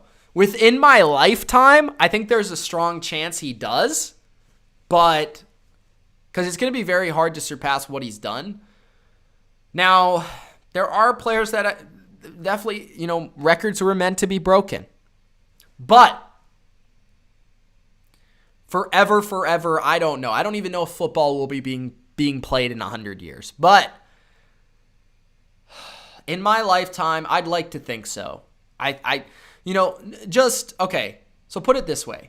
Michael Jordan, to me, is still the GOAT. Although there's people out there that think LeBron is the GOAT, Michael Jordan is still the GOAT. Wayne Gretzky in hockey is still the GOAT. There's a lot of GOATs that are still the GOAT. So I would like to say yes, but that's a hard question to answer. Where will Gore go next? The Hall of Fame. That's going to be my answer. Bethel says, Mitch, you do know that Stafford said he would go to any team except New England, right? Apparently, he also didn't want to go to another team. I forgot who it was. Was it just New England or was I swear he said another team. Lenny says, Mitch, do you realize that this dude's name is Bend Over? I just realized that, yes.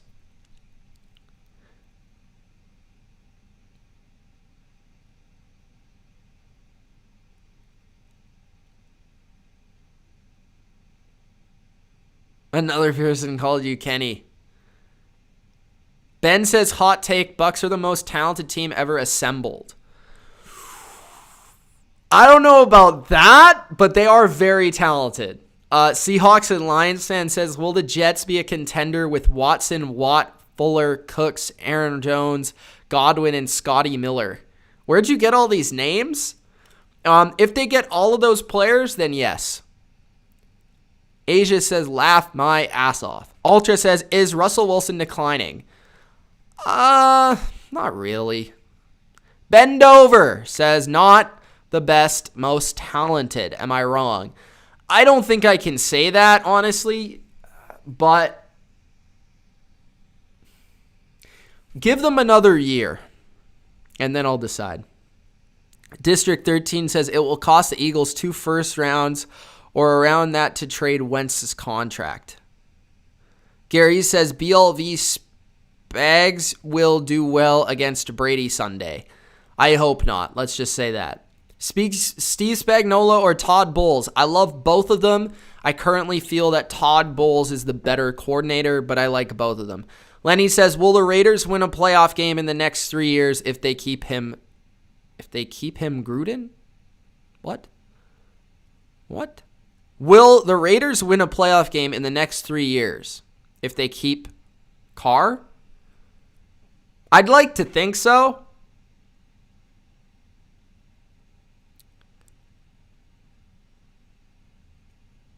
Lego My Ego says, I'm surprised that the Vibrators haven't moved on from Carr yet.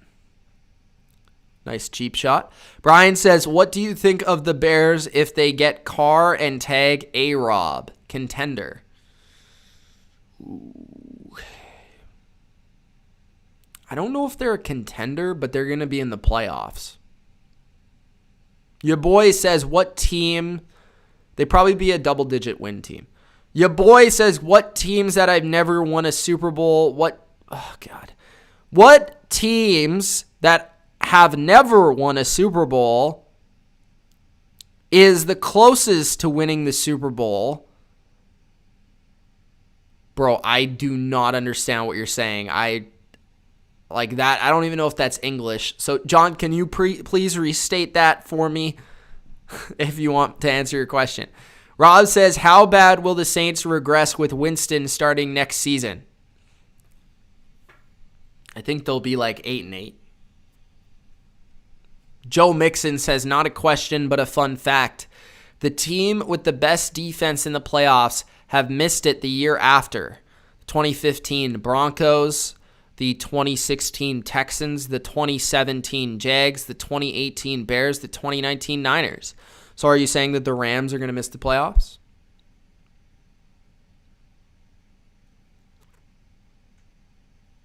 Lenny says, Mitch, this really struggling with these names.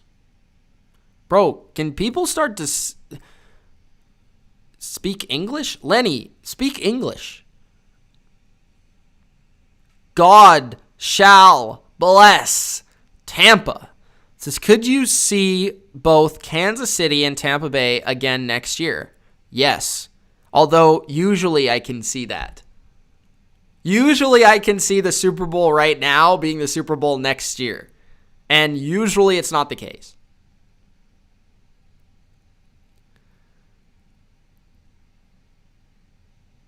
What team in the NFL has never won a Super Bowl that is the closest to winning the Super Bowl and did not make the playoffs in 2020?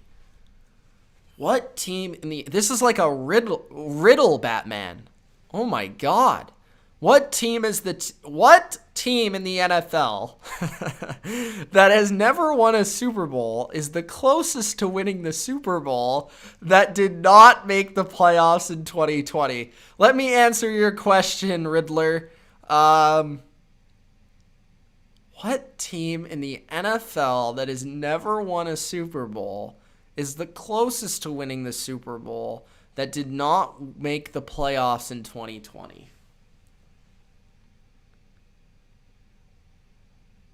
So the team that was closest to winning the Super Bowl that's never won a Super Bowl that didn't make the playoffs. That's how I understand the question. Who's never won a Super Bowl? That's the first question. So let's just look at the standings so I don't forget. So let me answer your question, Riddler. One sec.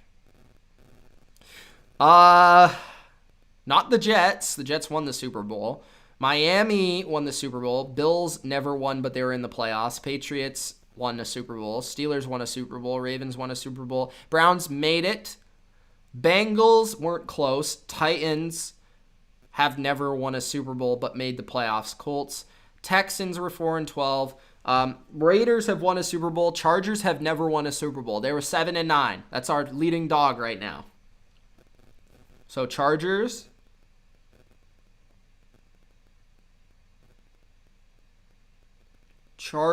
Vikings. Chargers and Vikings. And Arizona, right? Arizona's never won a Super Bowl. So the answer is Arizona, Riddler. I think I cracked the code. Gary says, BLV, how will the Bucs defense do against Kelsey, Hill, Watkins, and Hardman? I think they'll do a lot better than they did in the first game. I actually think they're going to do better than people expect. I think the game overall is going to be slightly lower scoring than people expect on both sides. I think a lot of people see this as like a 40-37. I see it more in the high 20s, low 30s, personally. But the Bucs have improved since then, and I do think playing a team twice usually helps the defense. So we'll see. I'll break that down tomorrow, though. Tyler says, Mitch, what teams do you think will improve, and which teams will go down? I'll be talking about that in the offseason. When we get more information on the draft and on free agency, that's usually when I talk about those sort of things. But right off the top of the head, I see Carolina getting better next year. I see the Chargers getting better next year. Those are teams that I think lost a lot of one-score games that have a lot of promise and could be good next year. What was your dream job growing up? I want to be Batman. I still do. Asia says Winston isn't going to be your MVP. Ben says, Mitch, what is the worst smell you've ever smelled? Ben, I will answer that with stating that the worst smell I ever smell is the takes in my Discord each and every day. Mostly by Durkant. It smells horrible in there. So if you guys want pure comedy each and every day, just head over to our Discord, okay? That is where you'll smell the worst smells you've ever smelled. God shall bless Tampa says Chargers versus the Rams Super Bowl would be interesting, and it'll be in Los Angeles. Let's go. Ben says, is a hot dog a sandwich? Yes. Meat, buns, all of it. I like it. Isaac says, basically what Yosh is asking is okay, we already did that. Elliot says Super Bowl score prediction. Find out tomorrow. Brian says, Mitch, do you think the Lions versus Rams next year should be on prime time? Probably not, because I think the Lions are going to suck. But that will be a fun game nonetheless. Lenny says, is John Gruden underrated or overrated? Good question. I think right now he's underrated. I think his career is overrated. Isaac says, how would you describe colors to a blind person? I don't know how we would do that. Haley asked for score predictions. Find out my score tomorrow, guys, on the game preview. I'm not doing game previews yet.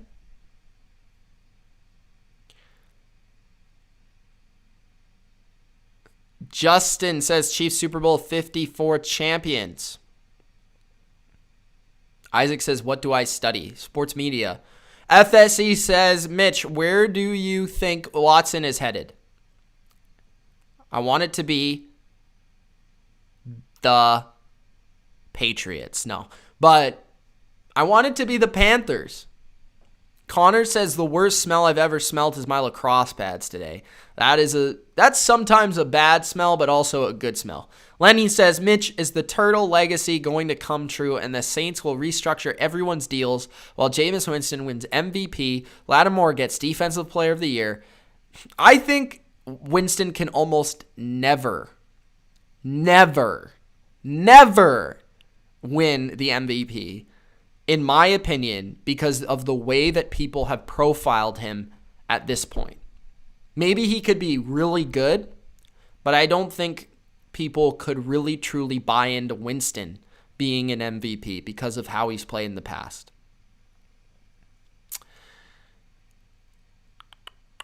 Seahawks and Lions fan says, are the Bengals underrated? Yes, I think they are. God shall bless Tampa says, I pray Tom Brady to win this Super Bowl because what if Father Time does take the toll next season? It very well could. You never know. What is the best personality in the NFL? That's a good question.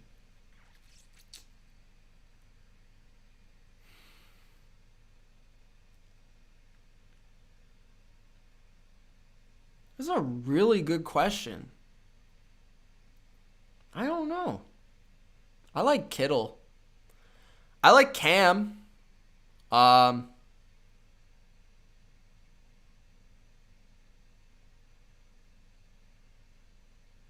That's a good question. I don't really know. I don't know. I'd have to think about that, to be honest. Maybe I'll do a list in the offseason. Mitch, is Aaron Rodgers truly this year's MVP? I don't know. I mean, yes and no.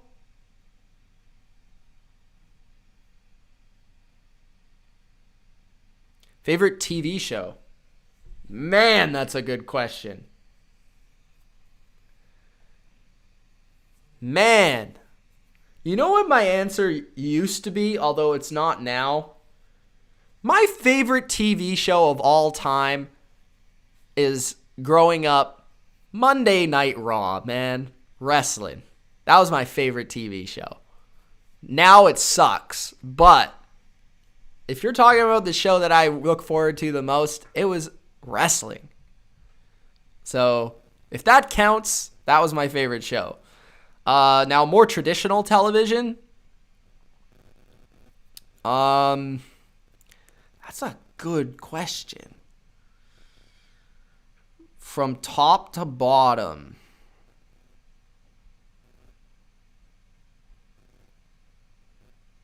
I have a lot of ones that I really like, but I don't think there's one that truly stands out. That might be a Patreon list that I do. Because I've promised the Patreon people that I'm going to be doing some movie stuff and TV stuff.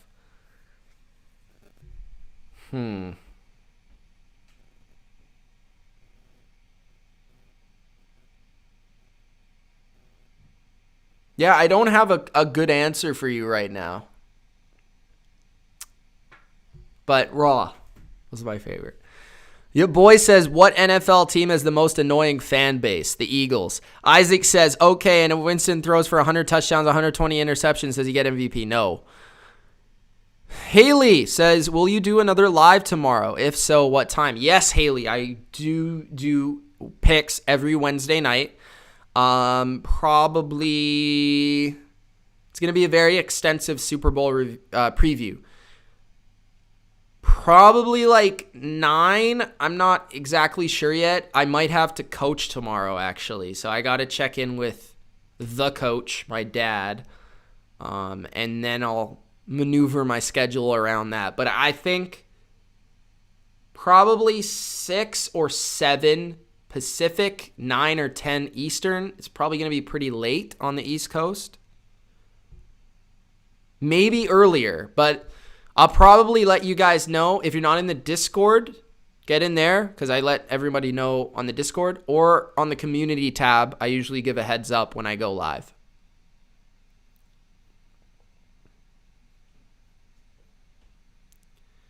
Breaking Bad I was going to bring up as one of my favorite shows. The others I was going to bring up, I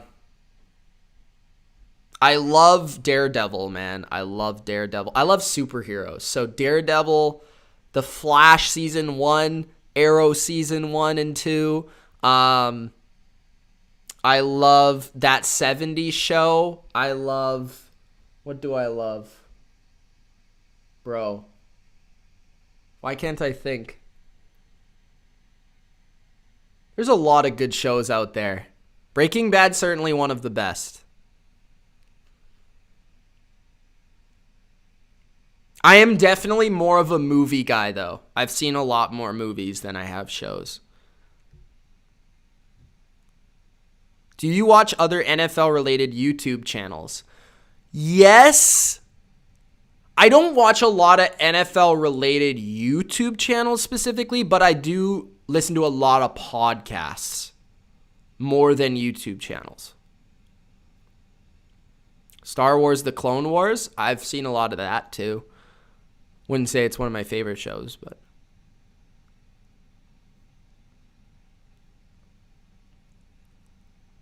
Tyreek or Marquise Brown? Come on. Tyreek. Winner says, which free agents from other teams do you think the Bucs should sign? James White. Do you think Daniel Jones and the Giants will break out next season? Maybe. Samuel says, how has the RBO game changed in the RPO? Talking about RPOs? I don't think they're used as much as they were a couple of years ago. How have they changed? That's a good question. I don't really see them as much. I think a lot of it is screens, play action, quick throws, quick stuff a lot of the time. RPOs. If that's what you're saying. Ben loves that SmackDown era of Big Show, Lesnar, Cena, Kurt Angle. Man, you must be around my age. Ben says Seahawks or Cowboys have most annoying fan base for sure.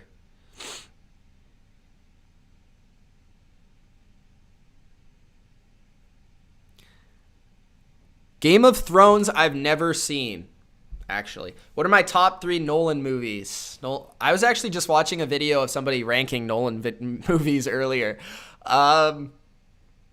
Number 1, my favorite or the best? I think that's kind of a slightly different question.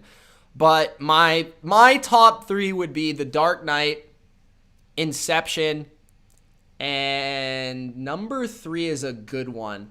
I think you could go a lot of different ways. Oh, I like all of them. I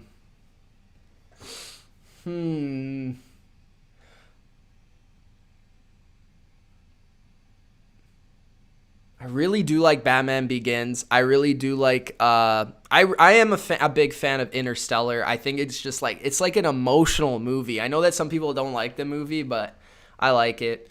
The Prestige is really good. Memento is really good. I mean, dude, that's hard. Top 2 is for sure. The third one could probably change given on the mood, I would say. Thoughts on Mandalorian? I've only seen 5 episodes. I need to catch up on Mandalorian. I'm way behind. But from what I saw, it's the best Star Wars thing that's come out since Revenge of the Sith, in my opinion. Lenny says, Mitch, why have NFL films been amazing? I've been to NFL films, and I can tell you that their level of detail, their passion, and just the people that work there, man, they work extremely hard. They are extremely, extremely creative, and they're just very good at what they do. So, yeah, NFL films has been, I think, honestly, NFL films is maybe what has separated the NFL to make it become the best sport in the world, the NFL. Because what they do for the game and how they capture the game is unlike anything else. You don't see that in other sports. So I think the NFL films is just, it's unbelievable. Marcus says Nick Chubb or Aaron Jones. I'd go with Nick Chubb, sorry. FSE says, what are your top 3 defensive roster-wise, excluding injuries? Roster-wise, Tampa, Pittsburgh, and New Orleans, maybe? New Orleans or LA?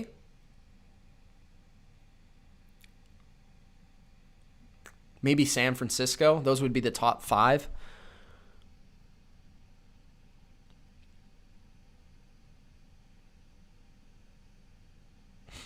How much do you get paid? I'm not going to give away that info. Tyler says, hey, Mitch, could the Titans shock us by winning? Sure, why not? I won't exclude anything right now. What if Stafford goes to the Rams and sucks bad and Goff takes it? That's not going to happen. I'm sorry. I mean, Stafford could suck. That could happen. But Goff winning the Super Bowl is not going to happen, especially on Detroit. I'm 24, so we're around the same era of wrestling, I would assume. Yeah, I would say, and I went back and watched a lot of the stuff, so Like anything from like 97 to like 2007 is like the best. Random dude says, Mitch, do you know Edge won the Rumble? Yeah, I do. I watched it actually. Crackdown says Interstellar and The Prestige are classics. Yes, I love both of those movies. A lot of people don't like Interstellar though. I don't know why. It looks amazing. Matthew McConaughey is amazing. Timothy says, what's up, BLV? I hope we win this Sunday. I think we'll win by a field goal. I hope so too, man. I hope so too. I'll get to my score tomorrow. Been watching your commentary since day one this season. I appreciate it, Timothy. Thank you. Asia says, yeah, y'all got a really good, talented team. Maybe sooner, though, y'all might win. I don't know who's they're talking about.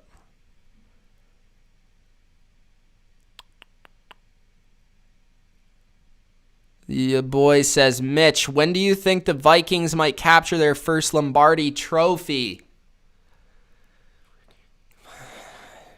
Jeez, I don't know. Let's say next decade it's going to happen. Mob Lord says Julian Edelman or Mike Evans. Right now, Mike Evans, obviously. Rosie says, what is the most viewed NFL film or best film in your opinion? Wow, that's a good question. Specifically from NFL films or just any NFL film? My personal favorite thing that the NFL films has ever done is America's Game. I think that's the best thing they've ever done, which basically they do the story of every Super Bowl champion every year. What they do for that is unbelievable. They do a lot. The Football Life, if you've ever had a chance to watch any of that stuff, is really, really good. There's a lot of stuff a lot of NFL type films that other organizations like ESPN has done some good stuff. One that sticks out to me, if you're a Brady fan, if you've never seen The Brady Six, that's an absolutely unbelievable documentary. So those are some that come out, stick out in my mind, but they do a lot of good stuff. Crackdown says Mitch is a millionaire. They don't call him Money Mitch for nothing. I think they actually call Trubisky Money Mitch, but that's not exactly my nickname. Gary says, BLV, you seen wrestling from the WCE, NWA, and Raw from the 90s and any 80s wrestling. I've seen a lot of 90s and mostly the big events from the 80s, not like a lot of the shows, but I know all the wrestlers. And I used to be a huge wrestling fan, and I still kind of am. I just don't really keep up with the modern product because I don't like the modern product. But anything from like the history of wrestling, I love. FSC says, do you watch every WrestleMania? Pretty much. Connor said, I've actually been to two WrestleManias. Two WrestleManias. Connor says, who would you rather the Patriots get? Minshew, Trubisky, Wentz, or Winston? I just don't like Wentz. I'm sorry. I just don't like him. I love Minshew. The guy's a character, but he might be the least talented on the entire list. I'd say Winston. I think I like Winston. I think he's the most talented on that list, maybe, and I could get behind him the most. So I'd say Winston. What will Durkant say if Tampa wins? He will cry and never come back to the Discord. Connor with the X-rated questions. Timothy says, I don't think this will be a high-scoring game. I think that if the Bucs win the toss, they need to let the Chiefs get the ball. After that, they just need to stop the Chiefs. Isaac says, race to the Super Bowl. Rank in which order each of these teams will reach their first Super Bowl. Browns, Lions, Jags, Texans. I don't know if Deshaun's going to be there, but let's go Browns, Jags, Texans, Lions in that order. Random dude says rank Antonio Brown, Calvin Johnson, Terrell Owens peak-wise. Ooh, peak-wise. Man, that's hard. I think the best career is T.O., but I think he's actually last in terms of his peak. I think the peak would probably be Calvin Johnson, Antonio Brown, then T.O., but I think the reverse. Yeah, I think it would be reverse for career. I think for career, I would go T.O., A.B., Calvin. Mob Lord says, do you go for the Patriots or do you go for any other team, whatever team Brady is on? Not hating, just asking. I go for the Patriots first and Brady's team second, and then I usually pick like a third team that I like to cheer for. But I honestly, bro, I said this so many times on the channel, I truly cheer for every team. Like, I like every team. I have to cover every team. So I like aspects of every team. And usually the teams that I cheer for are teams that I like a lot of their aspects. Like, recently over the last couple of years, I've really liked the Bills because I like a lot of their players and stuff. So that's just an example. Top 10, that's a really good series. I like that, Joe Mixon. Which NFL team do you dislike the most? I don't know. I don't really have one anymore. It used to be the Jets, but I don't really. It used to be Peyton Manning's team, but I don't really have one right now. Gronk or Kelsey? Right now, Kelsey, career Gronk. Yes, Tom Brady 6 makes you cry. I agree. Lenny says NFL film documentaries are better than 90% of blockbuster movies. LSE says, Mitch, what type of women do you like? Is this asking for what? Why are you asking this? But I'll just say all. The ones that look good. Winriz says, I like all Nolan movies, but I guess the most eye-opening one for me is Inception because that is the first Nolan movie I watched. Wow, really? That's interesting. I think the first Nolan movie I watched, without lying, because I know a lot of people would lie and be like, Memento was the first one I watched. No, you fucking didn't watch Memento. Batman Begins was the first one I ever saw. Do you think Eric Bieniemy will be the best head coach?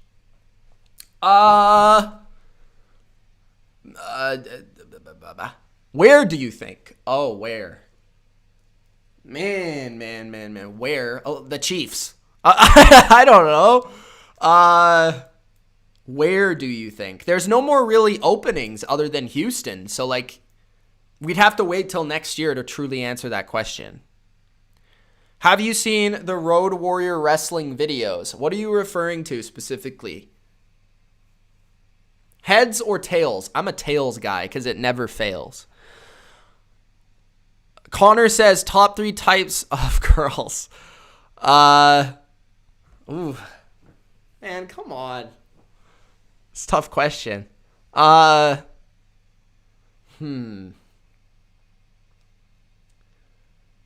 think, I don't know, man.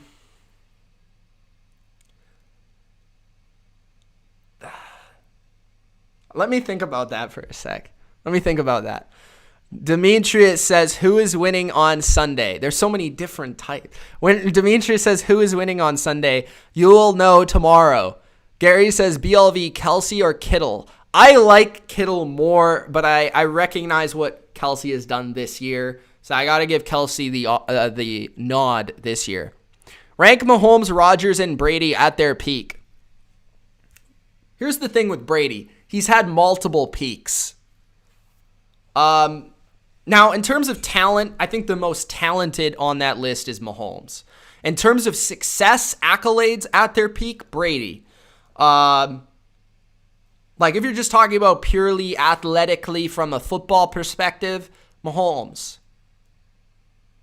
Rodgers would probably be second and Brady third. But if you're talking about everything that is a quarterback, I'd probably go Brady, Mahomes, Rodgers.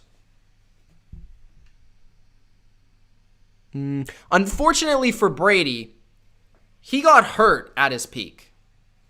Honestly. 2007 was the best physically Tom Brady has ever been.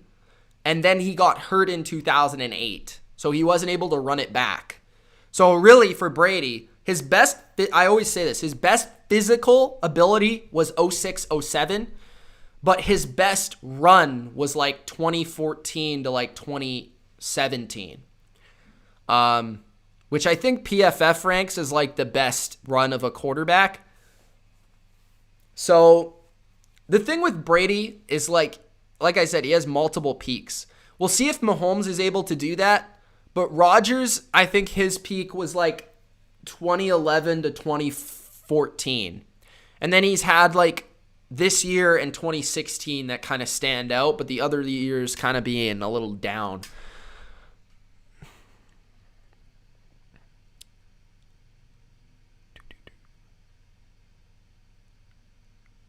Do you think that Ryan Jensen is a top 5 center? Thanks, Ben. See you, man. Frank says, can the Bills find their roster holes and truly fill their roster holes? They did contend this year, but yeah, I think they need to get a little bit more balance on offense. I think defensively they need to add a couple playmakers, and that will go a long way. And I think they can win a Super Bowl. Do you think Ryan Jensen is a top 5 center? I think he's top 10. I don't know about top 5. Mob says, do you think that Tom Brady cheated at any point in his career? No. Patriots organization may have towed the line with the Spygate thing, which was actually legal before the Patriots were caught. When the Patriots were doing it, it was actually legal until the week that they were caught, and then it became illegal. So technically it wasn't really cheating, but if they ever cheated, that was when the Patriots cheated. And that was more Belichick. Brady, I don't believe in the Deflategate stuff. There's too much things that just disprove it. It doesn't make sense. Do Roddy White or T.Y. Hilton? Probably Roddy White, I guess. I'd have to actually look back at that. Monty says, do you think Travis Kelce can be the greatest tight end ever? I'll probably always be biased towards Gronk because I think Gronk is the most dominant tight end of all time, and that's why he's the greatest. But sure, in terms of his career numbers, he could surpass like Tony Gonzalez. Tyler says, Mitch, I gotta go. I'll see you in your next Q&A, but I have one question. Why are you streaming so late? It is only 9 for me, so I'm just gonna keep going until I get any bad questions. And that's a bad question. What watching machine do you own? Do the WAP. I don't even know how to do the WAP. FSE says, Mitch, Darnold, Fields, or Wilson? Which Wilson? But let me go with Fields. Calderon says, rank Chiefs, Seahawks, Bucs receiving core. Does this include tight ends? If it's just receivers, Bucs, Chiefs, Seahawks. Do you think Gronk will have a very big game? I think he'll have a big game in big moments, but not necessarily a big game. All right, how many people? We got 104. I guess I should answer Connor's question, to finish this off. I got to think about this. Give me some, Connor, are you still here? Give me some options. Give me like 5 options and I'll rank them for you. Monty says, Mitch, who has the best future? Like football wise, probably Kansas City, man. I don't think anyone can surpass Kansas City right now. I think, maybe they don't win multiple more Super Bowls, but I think they'll be around and competitive for the next decade. So they're the safest answer. Mom says, what would you rate Russell Wilson's skill level? Where would I rank him?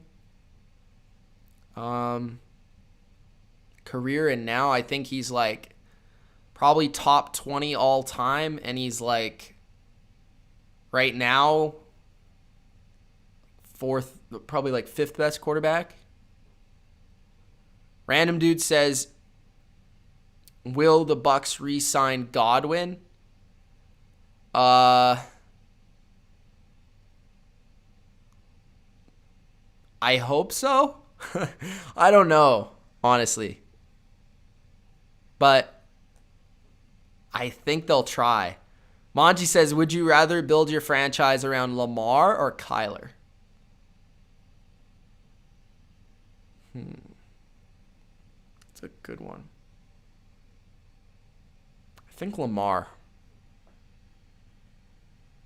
Close, though. FSC says, I agree. The idea to hire Kingsbury, draft Murray, and trade Rosen was so risky. Could go either way. What happens next? Well, it feels like it's already kind of paid off. Now, I'm not sure about Kingsbury. Daniel, stop trying to trick me and saying Brady tested positive.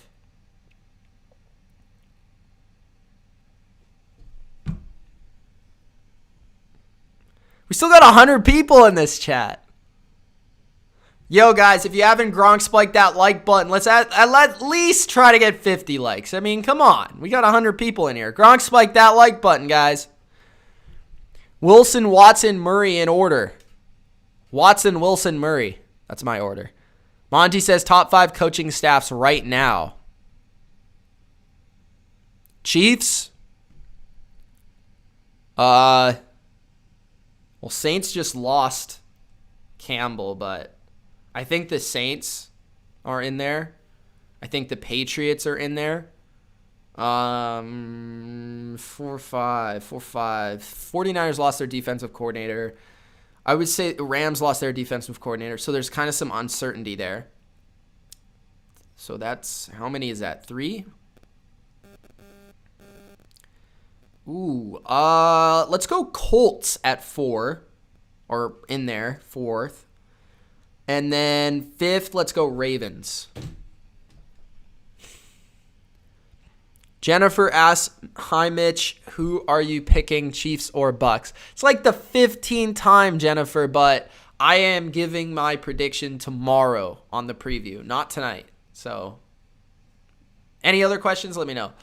Connor with the options. What color eye? Okay. Pale, tan, tall, short, red, blonde, brown, black hair. What color eyes?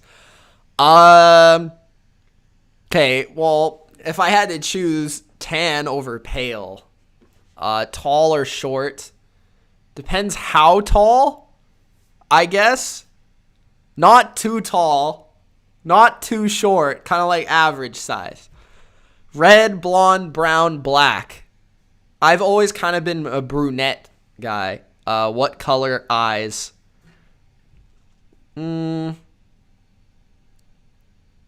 Probably. That's a good one. Let's go brown eyes. And then I'm not going to answer that question. But that's a good question. Thanks. FSC says the whole reason they drafted Murray was because of Kingsbury and his air raid scheme. If they didn't have Kingsbury, they wouldn't have given up on Rosen after 1 year. Well, it was the correct decision to give up on Rosen. I understand what you're saying, but I think it was the correct decision.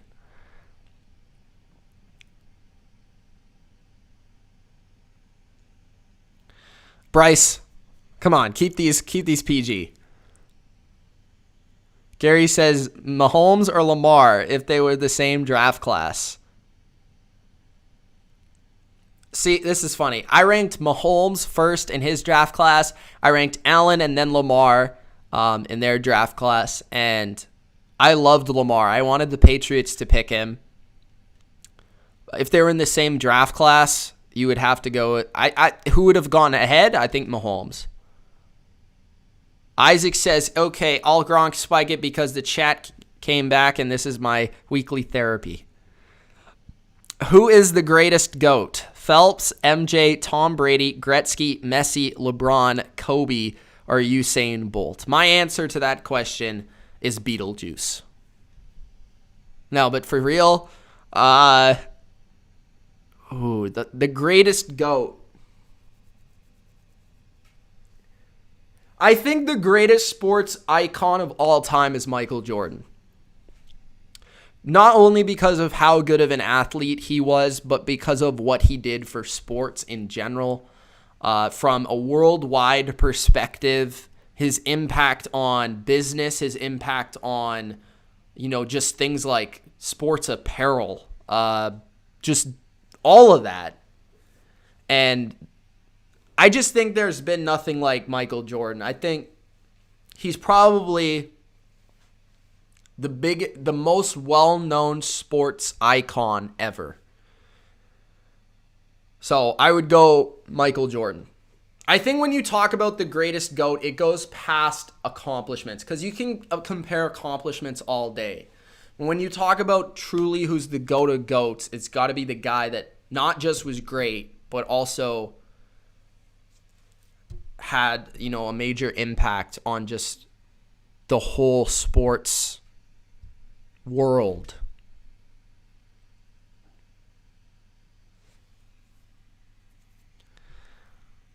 Let's go Bucks. Jesse says, can you wish my wife Amber a happy birthday? Happy birthday, Amber. Don't know how old you are, but happy birthday. Joe Mixon says, is my girl 6'5", 245? Nice. Calderon says, Fitz, Foles, Mariota as best backup quarterback in order. Fitz, Foles, Mariota as best backup quarterback. Give me Fitz, Mariota, Foles.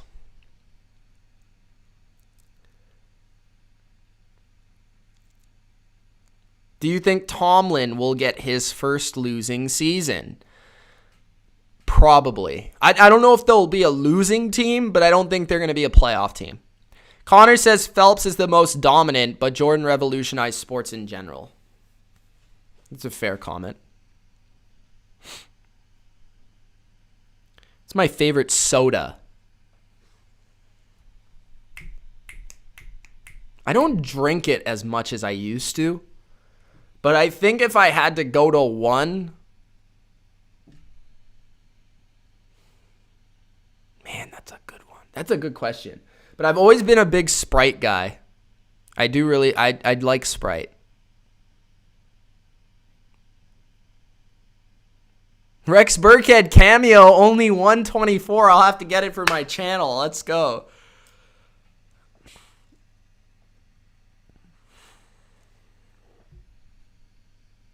Alex Kappa. Why Alex Kappa? Do I think the Vikings trade Kirk Cousins to the Niners?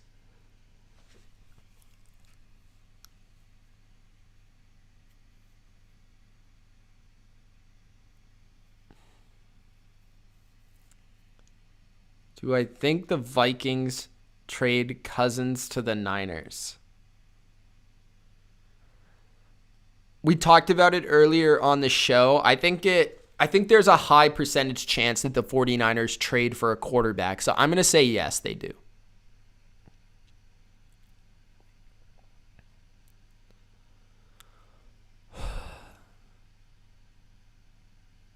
What is the... It's not. No. Damn, these questions are getting X-rated. Kayla says, bold prediction, Dolphins win the East in 21.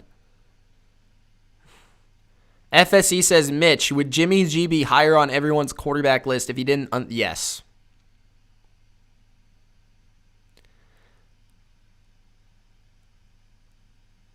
Bro, stop on that question. Slow down. All right. I think that's where I'm going to end it. Connor and Joe Mixon and Monty are ending it. All right. Will the Cannons be fired on Sunday? Find out tomorrow as I make my prediction for who will win Super Bowl 55. Thanks, guys, for tuning in tonight. It was fun answering your questions and talking football. Tomorrow, preview for Super Bowl 55. Peace.